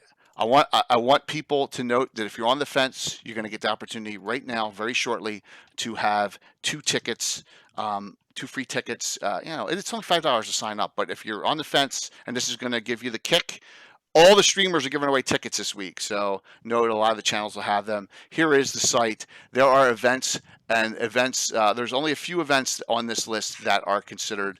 Everyone signs up. They're just place setters. They're all your seminars. But look, you got a lot of games here where there are open signups. Look, Alan Grohe, the legendary Alan Grohe, still has 2 open seats for his game. That's insane. All right, I want to jump in on that one, but it's a Friday. Yeah, it's a Friday afternoon. Yeah, I'm waiting and waiting. There are plenty of games. Amy Critton has no signups for her games. Armin has no signups for his game. Has 1 or 2 signups for his games late night from New Zealand. Tom Van de Veen, everyone knows Tom, the Grey League. His game Saturday morning. Now it's early. The Elmshire Murder has 1 sign up. That's ridiculous. He's going to be a great DM. What a wonderful, I know what the time is, but you European players, this is a chance to play with a great Belgian DM. So we got a lot of games here. Is it really a murder if the victim is a halfling? You're going to have to ask Tom that question. But we have all these great games still here, and that's why we're going to give away some wonderful tickets right now. All right, so let's do this. I've talked enough. Thank you all. Let's go to back here and let's first one. We're going to close this out, and we're going to do the $25 gift certificate to Troller Games right here, right now. All right. Now I've never done a reset right in the middle of the stream. We're going to see if this works. Here we go. The winner of the $25 gift certificate as I close this out, and then sit tight. We're going to raid into Guild Superior. So. I know Casey's Bandit Kingdom's tourneys, especially a Saturday game. If he cancels Sunday game, so be it. But a Saturday game should be filled too. Really, we want to have at least 2 tables for that. There are a lot of signups. It's wonderful, but we need a couple more, a few more here. Let me go to what am I doing here? Here we go. Closing it out. Here's the winner. Tonight's winner. Ready? Got to be on the claim. Boom. Mr. Joe Inc. That is a new winner. Let's see if All right. are you claiming Mr. Yeah. 20, yeah, he's on. $25 gift certificate to Troller Games. There you go. Mr. Joe Inc. I'm putting that down. He is on. Amazing how Casey keeps coming up with these aliases. Hey, you won, Mr. Yeah. Joe Inc. I will whisper you in here. I can do it right in the Twitch chat. It'll be sometime later tonight when I get all my crap together. The code for the $25 gift certificate to Troller Games for you. If you want to whisper me an email address in there, I can email it to you too. Either way, I'll do it either one of those two ways. Congrats on that from Troller Games. So there we go. Now, very nice. I got you down. And here we go. I'm going to reset this. Let's see if this works. Completing. If you are interested in a free, it's going to say Troller Games too. Don't just ignore that. Restarting it. If you're interested in a free ticket, sign up now within the next 2 minutes, and we will do a new one for 2 tickets to. There you go for Virtual Greyhawk Con. All right. There you go. Please give those signups in, and we'll see who wins them. I'll give you 2 minutes. All right. So some other things. Some other people participating in the Grand Melee. Oblivion Seeker Les is playing. That's going to be awesome. First time I've ever played with Les. Nice. Michael Mossberger von Moku, Matthew Barnabas, the fighter of the light from Fultus, is going to defend. Who won the joust, is coming back to see how good he does in the Grand Melee. Country way. Stella Luna's playing. Josh from Blue Box, who's playing his half ogre Brim from those stories. Cool. He's playing in the tournament. All 5 of my regulars have PC characters from the campaign playing. Kayla, Time Lord's wife, is playing Erin Winchester again. Nice. Patrick is playing Juan Carlos, captain of the Altamira Guard again. And we have, so we got a lot of great. Mike Disney is playing Zervargrin the Unmerciful once again, but he'll be here for the whole fight this time. And he has some surprises. He wants some revenge on some people. And Casey has the only cleric priest in the entire tournament. Garn, his specialty priest of Kellen and half orc is in the tourney as well. The dark horse. I'm putting my money down on that. So, yes. Yeah. Well, at least it's not a broken 3.5 version of it. It's not a broken 3.5 version. Absolutely. It is a 1E, 2E version that I have 4. Yes, it's not 12 classes. Yes, exactly. All right. So we have 1, 2, 3, 4. We have 8 or 9 people signed up for this. That's great. Last call, 10 seconds. These will be for 2 Virtual Greyhawk Con tickets. If you have never signed up for Virtual Greyhawk Con, you will need to go. You don't need to. You need to go to Tabletop Events and register, not for the con, but in the system. And then I will need whatever you put in, your first name, your last name, and the email address linked. That way we can create the badge and you will claim it through the email. Okay? So, yes, Samuel, please whisper it to the ever mysterious Tim in Discord or here or his email address. Either way, yes, he's still taking them. Absolutely. No problem. Oh, he can't hear me, so he doesn't have audio, so I got to put in yes. Yes. Duncan Joustley's still taking ads. All right, ready? Here we go. Here are the 2 winners. Closing it out. The first winner of a free badge to Virtual Greyhawk Con. And all I ask is you sign up for one event, please. Okay? Please sign up for an event here. Here we go. Rocks. Congrats, Rocks. Rocks Safarius. Good to see. Second winner. Is Low Down Fool. Low Down Fool.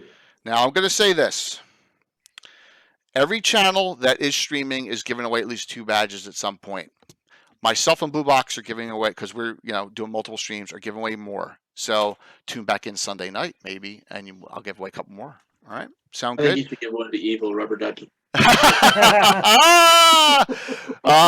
Even Rubber Ducky didn't sign up there, so yes. But love that Nick is awesome. Yeah. If if you have a problem with monetarily, you can't pay for it or whatever, we can work things out. Just talk to myself, talk to Josh Pop, Zarathon, talk to Grape Ape, who's on, Grape Ape Texas as well, who are mods. Talk to Balfrin, he's a mod as well. We have a bunch of mods that are working on this, so we want to be all inclusive. We're going to help out everyone if need be. But Lowdown, make sure, and Rocks, please make sure you are registered in the TTE system, and then whisper me your first name, your last name that you put in on there, and the email address, and we will immediately get that badge sent to you, and you'll get the email confirmation. And look, we're getting a raid in right now too, so thanks, Alan. Thank you very much as we're finishing up here. Oh man, but thank you very much for that raid. Really appreciate it. You're just in time for us to raid in another fellow Greyhawk streamer. Thank you so very much, Alan KL. Thank you, David, for a wonderful chat. Thank you, Gary, for hopping in. And thank you, Anna and Mike, for another wonderful show. I'll see you tomorrow night for our normal game. And then we'll go from there, and we'll see you on Sunday night. Oh, Saturday night's the big Saturday night special. All right. What a wonderful thing. Any last things anyone wants to say? Oh, thank you, Okay. Jay, and thank you, everyone in chat. Thank you all for a wonderful, wonderful time. And oh, darling, I need to talk to you because we want to set a date up for our game with you. So I will be talking to you as well on that. All right, we're going to set the raid up here. And thank you for that last second raid. Really appreciate it. And always reach out to me. And here we go. Jay's going to hit the wrong button. Boom. Hit the wrong button. Thanks. All right, setting the raid up. Nice numbers tonight. It was really a fantastic show, everyone. Thank you for the participation and the questions. Raiding in, we're going to raid Guild Superior. Okay? And Guild Superior is also giving away tickets to Virtual Con as well. Alright? And they're running beyond Saltmarsh too, so there you go. Alright, look at this. Wow, 70 some viewers. That is awesome. 5, 4, 3, 2, 1. See you tomorrow night. Just make sure that works. Yep.